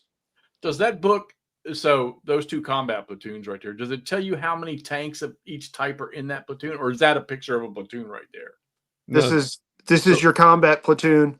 4 tanks, 2 sections. Okay. In that section. Yeah, and you don't necessarily have to have 4 tanks and 2 sections. You can get one section and a command tank, or partials, right? Because tanks blow up. And then it's also got, the different options for tanks that you can have in there, as well as, so here you've got a shoots company, right? So infantry, they're truck-borne infantry, but even so. And here you can see you've got support from usually either battalion or regimental, as well as divisional support. Bro, hold on, McMurray, back up just a little bit right there. Stop. So Jeff, see how it says infantry, and then there's like a little corner flip on the bottom right of each little square there. Right. That refers to that tells you what page you go to see what makes up that little box there. So then McMurray slides the book over. Says, so these are all page 27. So we go over here to page 27, and you've got the makeup of a Schütz platoon. And what's cool about this is showing you exactly what models you need. Those little group of 4, that's going to be a base. That's a base of 4 guys. I mean, there are very few miniature games that make it that obvious for you. So you're like, I know exactly what I need to put on my base. Yeah. As well as, again, the support that's available or was commonly found with Schützen platoons, right? Because these are generally defensively oriented. You've got options for pack, 38s, mortars, AT rifles. I think those KVZ 70s were the original Suburbans. Those things are just humongous. Did you say the original Suburbans? Yes. But then here you've got support, right? So your company support, whether this is coming from your battalion or regiment, you could have, again, so these are those 7.5 millimeter infantry guns. You've got the 15 millimeter infantry guns. And this is the cool thing about 2nd and 3rd edition Flames of War, just to get into the weeds a little bit. You've got, where you have an artillery battery, you've got a command team, an observer team, and another observer team. Right? Does this book tell you how these units change through each year? So yes. So here, this is specifically, I believe this is a mid-war book. Yes, it is. So you got mid-war, and in some, not necessarily in all of them, but in a bunch of them, when you have significant changes, you can find early and late platoons. If there's substantive changes that they feel like they need to include, then there you go. So here's a pioneer company. Say you want to play a pioneer or a pioneer company, right? So now you're upgraded to the trucks, and you can have pioneer supply trucks, which allows you to do stuff like putting out obstacles, clearing obstacles, especially in North Africa. You deal with a lot of landmines and minefields. Go back to that the gun section, the AT gun section one. These aren't AT guns; these are infantry guns. But yeah, okay. So the IGs there. Why are I see Nord says the grayed out means optional. So if those are optional in that picture, then what the hell were they using if they didn't use those? No. So you don't always have. In here, they're transport, right? So if you have a set down deployed battery, the transport vehicles might be elsewhere. Yeah, if they're dug in someplace, you don't need the trucks hanging around. Yeah. Okay. So Just depends on the if scenario you you're want to playing. do that for your scenario, that's perfectly fine. You can add those in there, and it just gives you good reference for what is used. So like here you have an SDKFC 11 for the 15 centimeter. Up here we got the 75s. You're just using one of the KFC 70s, right? So Jeff, if you think about this, so this is for, I know it's not a tournament game, but it is. So if I'm building my army, I can decide to get transport with it or not. And Yep. So and that's the cool part, right? Is that it's not necessarily built for tournaments necessarily as much as it is for just pick up and play. yeah, So you bring your stuff, I'll bring my stuff. That's fine. We don't have to have somebody work out a big scenario in the first place. We can both bring, equal forces and then figure out a scenario when we get there out of one of the pre-done scenarios. so One of the real quick, sorry, cool things- hold yeah. on, McMurray, real quick. Robert, are you playing that in Flames of War? Do you see this, McMurray? I'm working through a 6mm campaign series for Operation Crusader. I GM 2 double-blind games. Burr, LD, Nice. and 4th Armored Brigade versus Camp Kufa. Stefan. That's badass. I have a company of British infantry to finish, and then I'll go to Garabsai. Are we reading Dune? What are we reading? I wonder, what rules are you using for that? Because that's pretty awesome. I don't know if that's, a fistful of toes type of thing. I mean, you play everything in 6 mil. So you're also tempting Nordic to get into 15 with this again. Someone said they're doing it in 6. So anyway. Well, the cool thing is, and I'm not trying to shill for Battlefront, but they listened to the consumers and said, okay, we'll bring back limited runs of. The cool thing about Battlefront was that they used to have everything. If you wanted Africa Corps Pioneers, they made a platoon of Africa Corps Pioneers. If you wanted, so like the truck mounted infantry, they'd make that and sell it with a truck, as well as the HQ section and everything else. And what they're running through right now for their direct order limited run is DAC stuff. And I have been sorely tempted by it. And then I have to remind myself, no, I can print the tanks and get the infantry from Old Glory. But they are nice figures. They're cool. They're metal. I like that. But yeah, so here you can see the Tiger 1 Panzer 3N. That's what I did with the 28mm Tiger. I've got a 3N goes with it. Did they change the? Okay, so you're saying Battlefront. When it was Battlefront, you could just buy, like, if you wanted a infantry squad or infantry platoon, you could buy a kit that was an infantry platoon, and now they break the stuff up. No. It's still infantry platoons, just like Battlefront does now. The Flames of War boxes, okay, that I get, and y'all can straighten me out. I like they're companies. Okay, so like this box right here. All right, it's probably a company. If I take this, well, let me finish what I'm saying. All right. Oh, sorry. If I take this box right here, oh, you can't see it. Sorry. This American Starter Force kit that I have. If I take that box and I paint everything in it, it's only going to say, okay, we'll put these certain figures on us. Hold on a second. Put these certain figures on. Put these one certain base. figures. Yeah, and then you got a bunch of figures left over, and I'm like, well, why would you do that to me? Why because not give me something I can use everything? Because, well, you can use everything. You just need to get a couple more bases. It's because they injection mold the plastic troops, and then that way they can use the same sprue of troops for a whole bunch of different stuff. So if you just get some more bases, you can make another half platoon, or whatever else. Right. But yeah, this is the cool part, right? Because, man, that was one of the awesome things about Battlefront, right? It is a Panzer 3N. Battlefront used to make a Panzer 3N figure, not a Panzer 3 that you had to kind of clip the barrel on, or came with like 12 different barrels and you have to figure out which one you're using, which of that. If it's got a different radio bustle, it's on there. If the superstructure is minorly reshaped, it's on there. That's cool as shit. Why did they change this? Because I guess they wanted to streamline things. They're branching out from just Flames of War. So here, Jeff, here's a good example. You were asking about the early late stuff. So here's a Fallschirmjäger company specifically for North Africa, where you've got combat platoons for your company, and then battalion level weapons platoons, and then divisional support. And this is for North Africa. Here's a Fallschirmjäger platoon for slightly later in the war when we're fighting in Tunisia or Italy. So you've got different support options based on what's available here, right? Yeah. Which is pretty slick. It Have you even ever talks. validated any of this against authentic records or anything to see how accurate this is? It's kind of hard to find authentic records, but it's for this. I don't know. With It's generally pretty good. Like it's pretty good. I know that when you get into like Normandy and stuff, where I've looked into that severely more, it's actually startlingly cool. These guys, that's what's so cool. They're nerds and they've done the work. They just have streamlined it because this is pretty deep and complex. And if you're new, you're like, what should I play? It's very confusing. So I get why they streamline it. It's just a bummer because it's. It is. But so here's a heavy panzer company in Italy, which I would imagine probably means. Oh, see, here's my favorite. Here's a Fallschirm Pioneer company. So if you want to play Fallschirmjäger Pioneers, here you are. And you'll notice it's got different support assets. Okay, so now let's take this Pioneer company. Okay, you're playing Flames of War and you've got an infantry squad and a Pioneer squad, let's say. Okay. 2 platoons of Pioneers. Yep. Okay, so does Flames of War give you capabilities of unit types?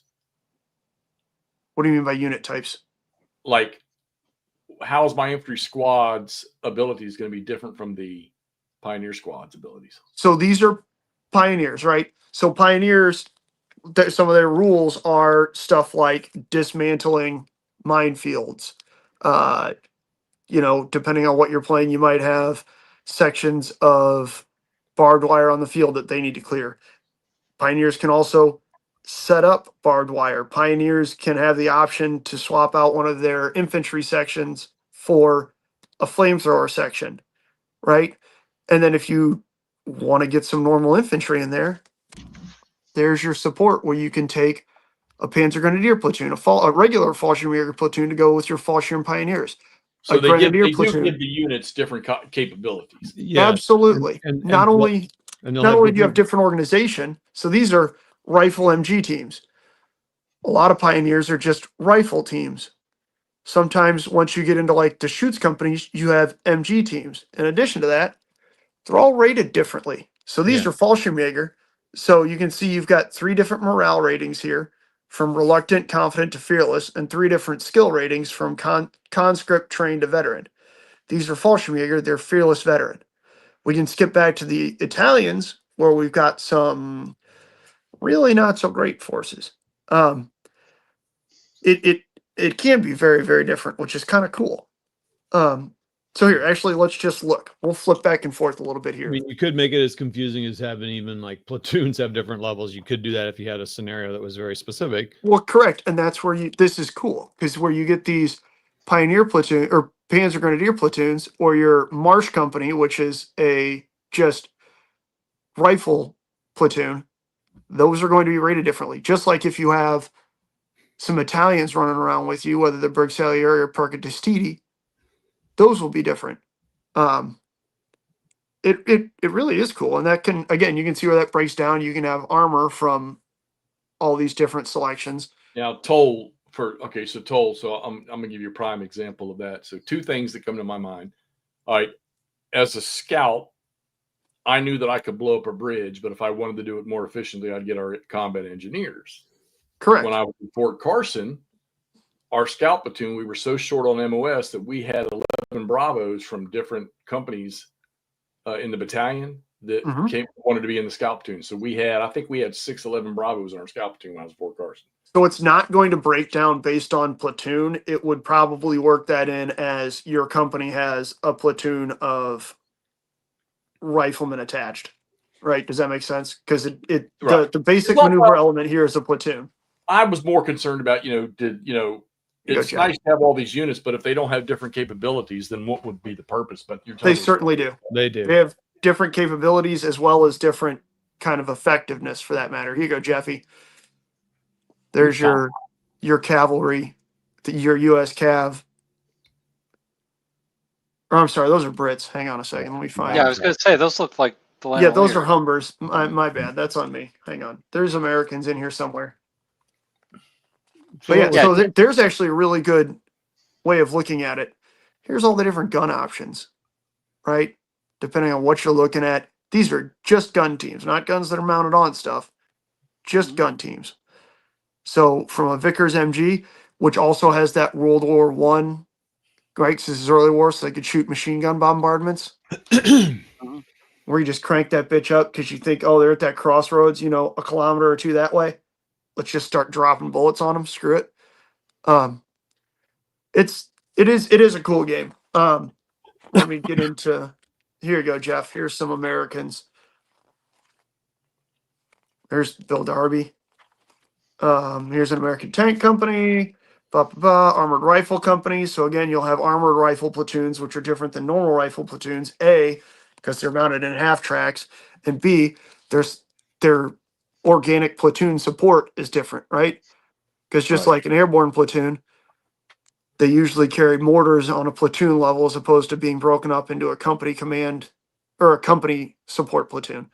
You know, it's pretty ingenious that the Americans were the ones that, you know, for the most part, introduced the combat team configuration and how effective it was. And I'm amazed that today that there are still nations that don't do that.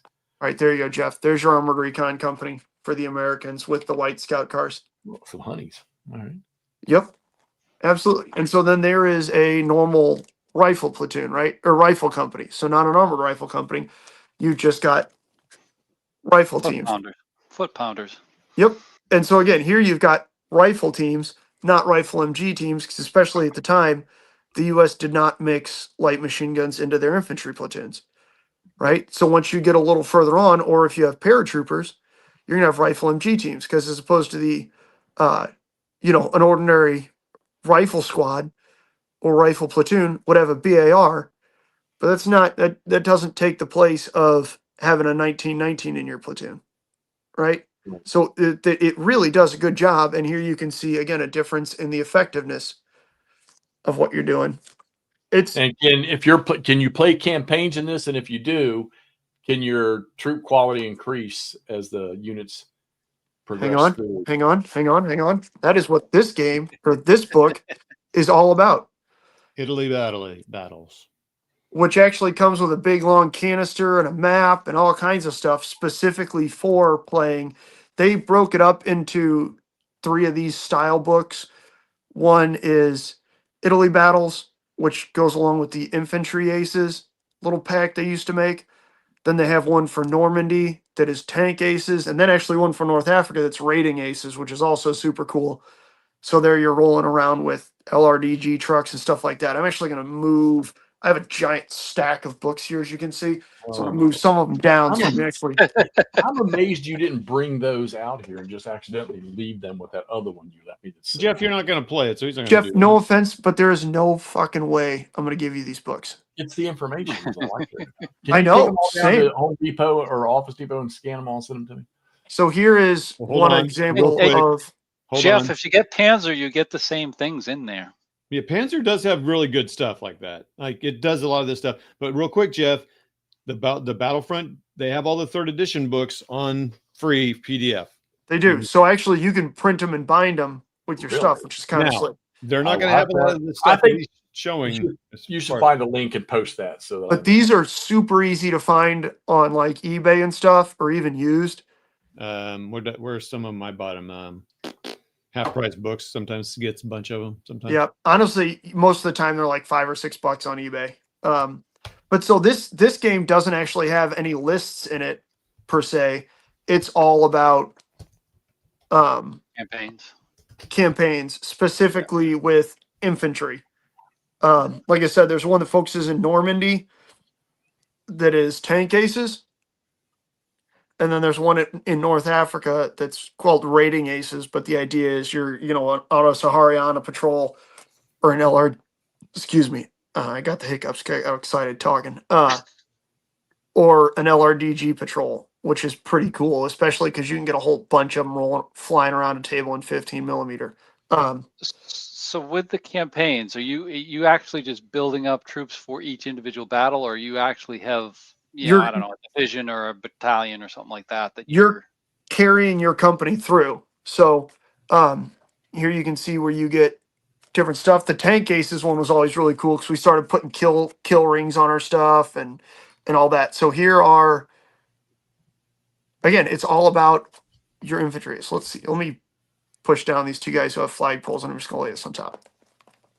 The link is posted for the 3rd edition stuff. I will tell you the difference is the 2nd edition has more options for scenarios. These do not have that. It does. 3rd edition amazing really stuff. focused on lists. There's a ton of random stuff, as well as there used to be a ton of free downloads for really weird shit. Well, like if you wanted to play the Estonian SS. That's on here. Oh, there you go. Beautiful. But yeah, so you can see as you get better at stuff, you can pick up different special rules or extra stuff. Like here's a weapons upgrade, right? So you can change your stuff if you want to add, whatever it is, a bazooka, what have you. Here's one that allows you to take offboard mortars. It's quite cool. So as long as your guy doesn't get killed, you can continue to tag these on, which was really cool in like tank aces because all of a sudden you could do all kinds of stuff. And then it talks about, starting your stuff up. What do you actually want? And then going through with examples and everything. This is a cool book. But yes, Jeff, you can do exactly that with this book. Okay. And then, like I said, if you wanted to focus on tanks, they got the Normandy battles. We've lost Jeff. He's going to be printing all night long. So we've lost him. So now we'll take over the Africa. That's fine. Again, Jeff, especially with your boxes, this is pretty slick. And really might. Now, Todd, is that the link you in the mood? That these things, that Flames of War versions of these things, or what are they? So what I gave you is a link to this and Battlefront. This is from Battlefront's Google pages, Google Drive. Yep. It's got the 3rd edition rules, and it's got all the 3rd edition books, including those weird Estonia SS, blue blah blahs, whatever. And it's you all can the get book. Spanish Blue Division, Fallschirm Pine. Yes, it's super cool. It's exactly what McMurray's showing you, just slightly different format, but almost exactly the same. So for that's the cool thing, right? I think I told you guys this. The first thing I ever played was Fallschirm Pioneer because I got like 3 tanks and then 2 Pioneer platoons and a Pioneer or a Fallschirmjäger HQ. And so that was a free download. But okay, anyway. And no, my point is that was a late war fall because Jeff asked about does it change based on the time. That was a late war Fallschirmjäger Pioneer platoon, and even then or Pioneer company, and even then inside of that download, I believe there was one for 3rd and one for 6th Fallschirmjäger in Normandy. Yeah. So the quality was different between the two. Which you don't see that often either. Usually they say, oh, it's Fallschirmjäger. It's always the same. Like, no way, man. They were totally different at the end of the war. The support options, I believe, were even different based on what was attached to each division as well as what was in the area around those divisions. So here's a quick reference for those tactics, ace abilities as they're going, which is pretty slick. And then here is your kind of paperwork timekeeping for your infantry ace in their company. So that is a way to get down a rabbit hole in Mediterranean Africa front. Yes, it is. Let's jump a little bit here because we've been an hour and a half, and Alan, I know you want to get into some Italy stuff. So can I show just one or two more real quick because we didn't talk about casino, a whole book about casinos, so you get the Canucks and whatnot. Okay, which is pretty slick. This will slide into what he's going to talk about, and then and then here's one of them. There's a whole bunch of these smaller books. This is a 3rd edition supplement where again they really got into the weeds on if you can find a platoon in Europe or North Africa in World War II or a company, we're going to try and have a list for it. So this is specifically Americans breaking out of Anzio. I do not have all of these books, but this is, again, real specific, and then it's got Germans to go up with them also. So here you've got 1, 2, 3, 4, or 3 different options for different companies out of the Hermann Goering division, as well as 326 or 362nd and 715th Infantry Grenadiers. And then you have Panzer Corps support and Hermann Goering Division support. It's it's pretty cool. Like you can get all kinds of shit, and that's in addition to just. Oh, I'm sorry. Then you still have a generic motorized Panzer Grenadier list. It's pretty cool. And the nice thing about these books is at the end of them, there's painting guides for the forces that are in the book. Oh, me likey. Hey Now Jeff. we're speaking Jeffy's language. See. So Jeff, one of the folders has the Art of War magazines in here. 2 of them. I left Jeff the book. Remember? No, I know, but there's the magazines in here too. So That's all right. fair. So like, here's Hellfire. I'm back. Here's a painting guide Boom. Oh boy. for Africa Corps, and then even vehicles and stuff. Get your binder warmed up, Jeff. Get your printer going. Nordic's already beating you to it, though. Here's some Italians. I feel a rabbit hole Looking coming through. along. Have you played a big Barbarossa. miniature game with others where everyone sets up a table in their own home and plays by camera? I have played during COVID. I played. It's hard to set up 2 identical tables It And is 100%. Yeah. and track them. That is brutal, especially because your measurements can really matter. Your What I terrain's have- different. I mean, Yeah, what I have done is I've played where somebody's got a camera up above the table like this, and you have 2 players directing the host as to where they want to move, what they want to shoot at, what they want to Well- do. well, this is Clay asking it, so we know Clay does that because we did it with Clay in Tractics, No, we did tank battles or tank charts. tank charts. Yeah. But yes, so yes, Clay, I have done something very similar to that, and we did at one point in time with my old Flames of War group right at the start of COVID do that, and people hosted different games in kind of a series of linked scenarios for Normandy. It was really, really cool. Yeah. Yeah. All right. All right. Ready to show your casino game, Cam? Yeah, sure. Moving on to Italy there. Following McMurray's me, casino. Well, let me add you to the stage here. Yeah, hold on. Let me get the camera going here. Oh, I got it. So, Hold on, I got to make McMurray not solo, and then I got solo. Okay, another we've got casino game. Another casino game. This is old. It was 2009. Panzer Grenadier again, which we were talking about. Baby. This one's nice because this probably has the most realistic maps pretty that I've cool. ever seen. It is pretty cool. Yeah, I've got them set up over here. I'm going to take you over here to this. So this was an older one. It's a little tougher to get or to find because it's been out of print. But take a look at those maps. There's the town of Monte Cassino. It even has the overlay of this blue section here is the flooded areas. You know, Why didn't they do all their maps like this? Exactly. That's what has been the That's gorgeous. Is Panzer Grenadier on Vassal? Yes, there is some Vassal stuff. So if you're interested in playing, we'll get you up with some of the small stuff get started and then onto something like this. But then I just tossed out some of the counters here, so you can see there's some M4s right there. Hopefully that zooms in okay. And these are all platoons, everybody. Yeah, this is platoon level. So you've got your leaders over here. We've got some infantry platoons of mortars. There's some infantry there. You also got some fighter bombers there that appear, trucks and other things. I just tossed out some Americans there, but you can see the hexes here, and they can ride along in these hexes like so. But it really looks nice. I've played a couple of these from Casino, particularly with the Rapido trying to cross there. Really hard to cross. But then if I just swipe these off and I move on, there's 4 maps to this. This is one map. This is the full size. This is sitting on a 2x6 table right now. This is probably 3/4 of the table.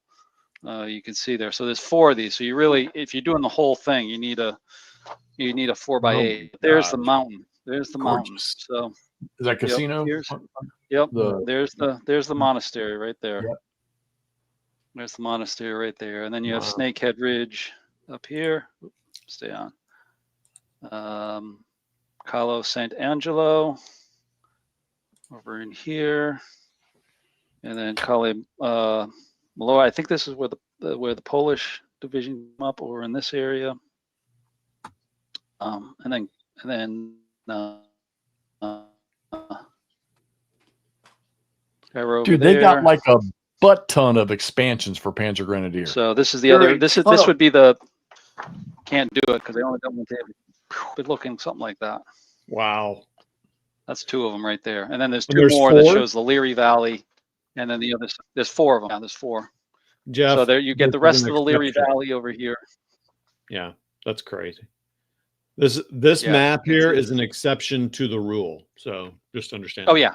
This is the best map. I mean that's the one problem with the maps, kind of all over the place with the other games. There's some of them that are okay and are good that I would play, but this is just unbelievable. And this took a lot. This took a number of years before it came out. I think it was about 3 or 4 years to. Supposedly this was taken right from reconnaissance maps of the battle in 43, and then touched up there a little bit for the flooded areas and things like that. So yeah, this is another good one. If you've got it, I know somebody mentioned it before. It's definitely one to play, and it's definitely for the big scenarios. It's you need a big table for that. But some of the smaller scenarios, you can do a one mapper with this very easily for like crossing the Rapido. What's might mean controlled vassal? I think they've lightened it up, but you used to have to sign up for a boot camp where you would they would like release a few vassal modules and someone would kind of walk you through it, which was really cool because you're learning the game. But I think they've loosened that up, Mike. I think, unless you can actually get all the vassals if you go to there's a Panzer HQ. I'll put that in the chat.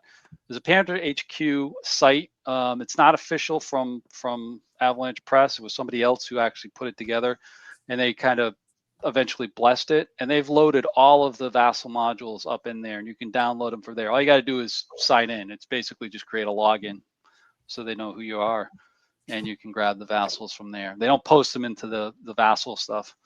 Mike is not. I love what Mike said here. He is not wrong.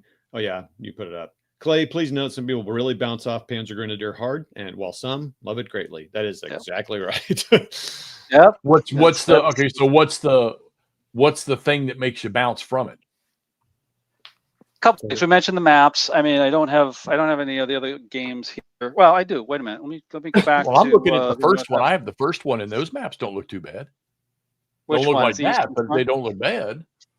East front ones, right? I don't know, whatever the first one was. Yeah, I think it was East front. Like here's a map of here's Camper's ready for this game. Yeah, here's Desert Rats. This is pretty a generic map. These are supposed to be hills that come and go, so you get terrain markers to put on there, but they're pretty pretty basic. But they work. They're functional. Clay, you're just a whore. Sexy maps or not, Clay, you're just a whore. Real quick here, like Mike says, the action feels way too slow for some people. Yeah, which I would agree with. It's an I-go. It's very slow. It's platoon level, so it kind of does make sense that things are slower. Yeah. You're dealing with 100 or 250. I can't remember the size of the hexes now. I haven't played it in a while. It's going to be a little slower. It's really about maneuvering, setting up things. You got command ranges. It's definitely more detailed than the Nations of War series or Panzer Leader or something. Yeah. Yep. I think this was them adding just some little chrome to Panzer Leader. Honestly, I think that's kind of where this developed from. Yeah. The casino one you're talking about. But if I go back to this one or these back here. Yeah, I mean, this was really, really done quite well. I forget who the design was. It Dave Murray? I think it was. He did a lot of scenarios with them back in the day, and they were churning out a lot. I shouldn't say churning out a lot. They were creating a lot or talking about creating a lot. That was the other thing. It took a long time to get the games out. I mean, we talked What's about the year on that one? What's the year on that box? 2009. All right, so you're talking 16 years? Yep. Look at that map from 16 years ago. I mean. So one of the things people all say is some of the maps are not great. And also a lot of the games come with, it's cool, 60 scenarios. Some question the play testing of those. Oh, But I think more than anything else, it's just the play of it. It's just a different speed of game. So you're not. It's not Nations at War. It's slower. So give me a game name, Robert. Give me a name of one of the boxes so I can look at it. That's going to be by that they've changed owners a couple times, or who publishes them. The Warstorm series. Yeah, I know, I know exactly the one he's talking about. The maps look great. The Scooby does the art. Path to Hell. Yeah. With the it's good. There's a lot out there.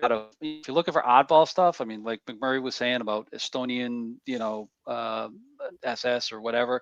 Same thing as with Panzer. You'll find they've got stuff just out of the blues with Albanian, militia that attacks with the Italians and stuff like that. Yeah, that stuff is good. Yeah, for sure. And I'm, like I said, I've even got the Nordwind book because they got scenarios with the 12th Armored Division, which you never see.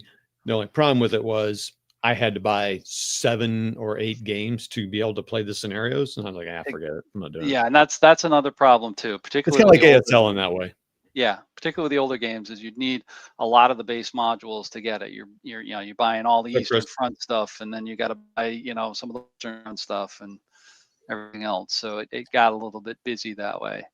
So Clay's asking a question. I don't think we want to spend too much time on this, but he asked, how does a battle turn go? I will also tell you the rules are downloadable, I think, from the Avalanche Press site.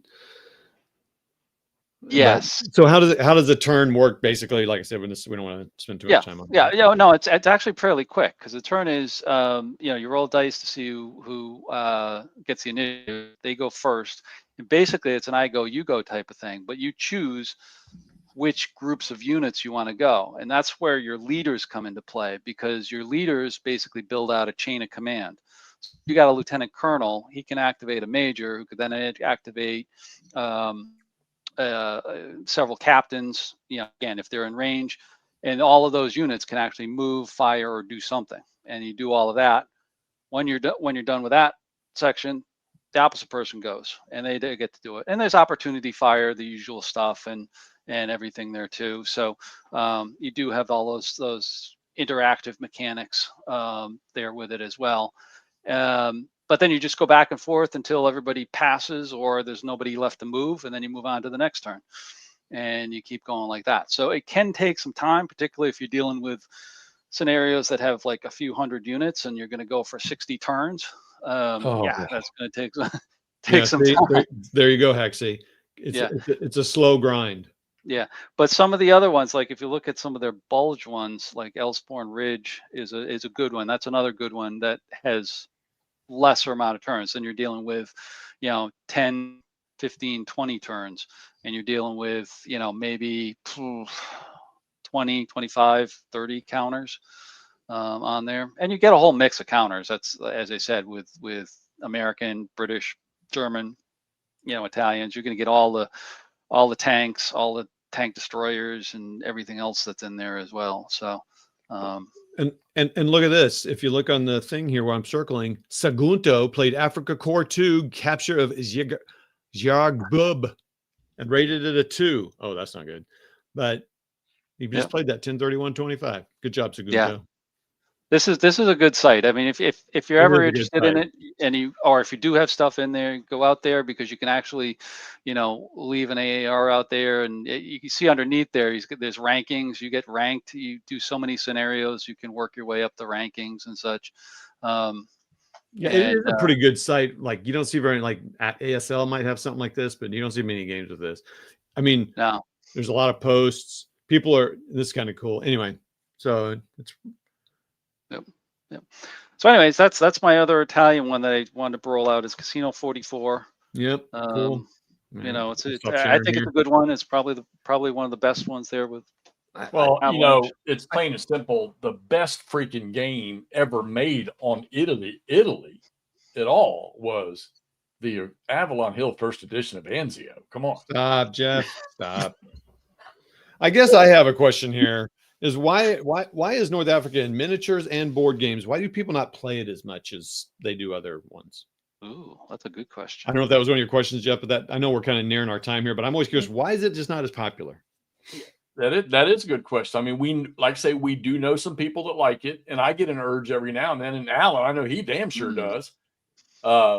Like people avoid it in ASL, I think, because there's a lot of added rules. But I'm just curious. Well, anybody? I wonder, if is Desert Warfare just too plain Jane? I mean, well, I'm not a tank battle guy, and I know a lot of. I mean, I know there's infantry fights, but I'm just not a tank battle. I don't really care about tank battles, so I think that's part of it for me. And I think part of it is you just don't know the. I don't understand the campaign that well, as much as I do. Not the history. Not the history. Yeah, it's kind of like what I know. Yeah, it's just a little obscure to me, I think. I tell you what, I may not have had an interest if I hadn't been watching Tick's entire go through of North Africa. I mean, he's got some depth if you watch Tick. He's he does have some. Oh my God, his desert thing is one of the. I mean, he's got it complete from start to finish. Oh wow. He hasn't. I haven't seen him pop anything out in a long time. He was doing the Stalingrad one. I don't know if he finished it because he was having some issues with politics, I think. But his desert one is phenomenal. You can watch like 20-something hours of that. Oh well, I need to do that then because I'm curious. Jeff, this computer's fast as fuck, dude.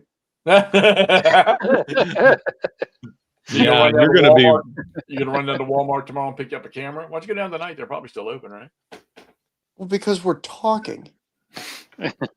Well, that's never stopped you before. We used to love to listen to the open air muffler sounds of McMurray's Honda.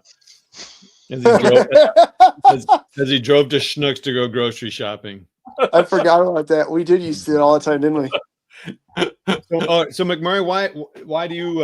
I'm not going to say. I'm just going to use the word avoid. I don't necessarily mean that's what. Yeah, because he's never played one that I've seen. So why don't you play more Africa games? I'm just curious. Jeff, you sent me Casino. I played Casino. Oh, we're talking about miniatures. Miniatures. I don't have any. I don't have really, honestly, I don't have that many miniatures for it. I think a lot of times you get folks, it's one of those things, especially in miniature, where the miniatures and the terrain that you're building are not purely able to be used for Africa, but they're not necessarily as universal as, say, trees, forest, a field, a river, a house that you can use for, all kinds of stuff in Northwest Europe, right? Whether you want to play World War I, World War II, even, to a certain extent, stuff going back further. So there's just not quite as much to run with necessarily right off the bat. Well, it would seem to me in miniatures, I mean, you could almost play that anywhere, but I mean, why do people avoid it? I don't know that people necessarily avoid it as much as they don't actively seek it out. So why not? Right? I've never had anybody be like, I don't want to play Africa. That's dumb. Okay, well, why don't people play it more often then? Because it should be easier. Because it shouldn't have as much terrain. Yeah, but there's also no Bulge, Gettysburg, Stalingrad in that theater. Correct. And especially with miniatures, it's hard. It's not as easy to play some of these running games, right? Where you've got to move 60 miles around a flank. I don't have a table that big, buddy. You certainly see it a little bit more recently with Graham Greene's 0200 hours. So that's specifically a commando game. There is a lot of that being played with LRDG raids and stuff. Right. That's cool stuff. Yeah. And honestly, I don't know. It's not necessarily as supported by manufacturers because you don't have all of the. It's not the first thing to get support, right? You don't have the great big. You can't sell somebody, 70 T-34s, right? Yeah. Yeah. You don't have you do have Tigers, but you don't have the big stuff as much. That being said, some of my favorite games to play are a 6mm armor game written by Dan Mercy called Armored Storm, which is specifically North Africa centric, and it's purely armored clashes, and it's pretty damn fun. You can get Matildas out there. You got all the zoomy little panzers. It's quite fun. It's obviously a rather small independent game. I enjoy the hell out of it. I also enjoy somewhere, I don't know where the hell they are. I think I actually lent them to a buddy to put on a convention game. I have a British armored company that's done up in the tan and blue scheme. Yeah, I've always tried to understand that blue. It's so if you're sitting on a ridge line and you're outlined against the sky, it's not necessarily as easy to distinguish. Just like how in the Southern Pacific in the Indian Ocean, for a minute there, the British were painting their ships pink. Because in Twilight on the Ocean, I guess Mountbatten pink was your best way to avoid optical detection. Which is fucking wild. But there you go. I want to say there was did the LRDG or SAS paint some Jeeps and shit pink too in North Africa? There was a few that were like pinkish. There was like a light pink, just because it blended better with the sand and the lighting. To your point about the Indian Ocean. Let's see here. Look, I have this fast ass computer that I can click. We're going to work on that. We're going to get you straight because we want to see McMurray's loveliness on the screen all the time. Actually, you know what I'm going to Google right now? There you go. Go for it. Basel. Oh my goodness. Oh Lord. Oh hell. No, I'm not playing with you idiots. I'm playing Panzer Grenadier with Camp Sawyer. BaselEngineer.org. That's fine. Look, we've been going about 2 hours. I want to kind of kill this, but I want to ask everybody in the chat. Don't think about it too long. We'll give you all a couple seconds while we discuss about what our future plans are here.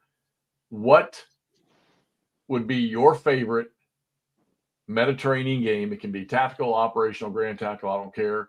Your favorite. Let's narrow the field. Let's go desert, North Africa. What's your favorite North Africa? Yeah. Let's narrow it down. Narrow it down a little bit, and let us know in the comments. From light play to hard play. Sorry, Clay, you're not included because they don't have GOS and you're not allowed to put CNA. Wow. Sorry, Clay. I apologize for the censorship that you're facing under here. This regime. Clay under some pressure. Oh, first one.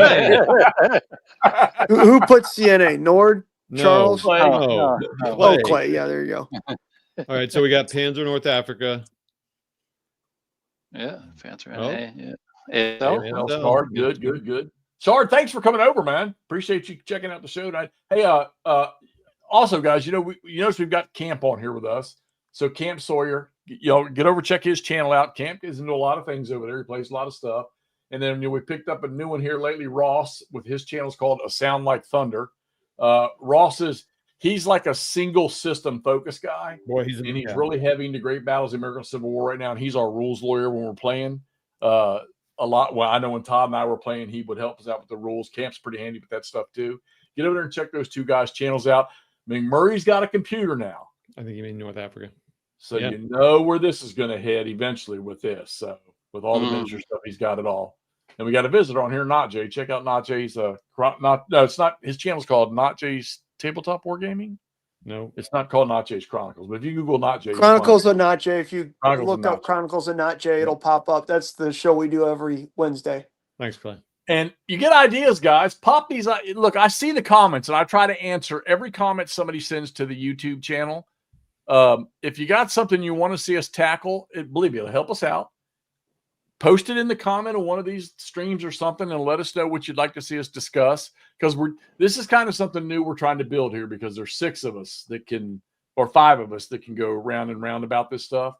And who knows what we'll do. We may grow. Who knows? We may pick up some more people. Maybe now we get Kevin Moe to pop on here with us. Even if you get a good topic, those guys love to get on here and chit chat with us. So Maybe we'll pick up some other people, but give us some ideas of what you want to hear us talk. Look, you know me. If you say ACW, I'm all about it. Okay. And I know Camp's all about it too. We're going to be all over that. But these guys touch a whole world of stuff. I mean, we can go anywhere with McMurray to ancients and medieval and whatnot, and all odds and ends in between. We can quite literally fuck each other up with cavemen. I got the minis. We can go down that road. World War We can play dinosaurs, baby. We're not so big, I don't think, on World War I as far as hex and counter gaming. I might have one or two somewhere, but that I don't really pull out. Yeah. That's what we need Nanguay on for one of them things. But anything you want to hear us talk about, give us a holler. And William, BCS is the best damn operational system I think that exists, in my opinion. So, and the TCS is good too. I was just telling Kev the other day, I need to play some TCS, so because it is a very good system. You know me, I like Eastern Front. Todd likes early war Western front. McMurray will play anything we ask him to because he just likes to play. Hell yeah. Camp, do you have a World War II theater that you prefer? Is it the desert? Or? I like the desert stuff. I like pretty much anything. Like I said, I got the Panzer Grenadier, so the obscure stuff is really interesting as well. As well as the regular stuff, Eastern, Western Front, stuff like that. But some of the more obscure stuff, when you're getting away from Bulge and Stalingrad, is really quite interesting. So I'm count me like McMurray. I'll play anything. See what it looks like. We are always willing to talk about whatever you guys want to hear about. Like I said, I don't cover everything. Blitzkrieg Legend, it's the best of the OCS games, that's for sure. What are you doing? What's that, Todd? Is that ACIT? These are the Legion. Yeah, so I got the the overlay grossness of Hollow Legions. That's why you play on Vassal. That overlay stuff. God, that just Slav. Hey, Ben, buddy, hadn't seen you in a while. Hey, America Slav. Hey. Yeah. Good little chat tonight. Hey, look, I'm still thinking about a date to pick for next year for Gettysburg for a get together. And I know it'll be hit or miss for a lot of people, but I figure if I give you a half a year warning, I'm gonna say it again. Those of y'all that we're just gonna pick one day, maybe. And I tell you, it'll be a weekday. So I'll probably pick a Monday in the fall. And then we'll double that down with a Wednesday in case that Monday weather stinks. And some of you guys that would be interested in coming, if you're going to come out, maybe you'll come out and stay for 3 or 4 days, and then you'll be there. And then on that one day, maybe we'll all get together. And like I said, I'll see if I can't get my hands on Phil Musket, which I know he'll do it. And we can have a day with a tour guide on the battlefield. And then, you guys that are staying there for 3 or 4 days, whatever, you can do whatever you want them other 3 or 4 days. And it'd be nice to catch up with everybody and meet and see what kind of gamers we got out there. In Nord, I'm going to get a special 2-seater Segway for me and you to ride around on the tour roads up there, buddy. So, all right. So we're going to close the now. I appreciate all the participation and everybody that popped on here tonight. Thank you. Make sure you all hit that thumbs button up there. Check out everybody's channels. We're going to get one going for McMurray here before you know it, one way or another, because he's got 1,000,001 things he can put on there. So thank you all again. Cool. Have a great evening, and we will talk to you all the next time we pop up. We'll figure out what we're doing next Saturday. See you then. Thanks all. See ya. Oh.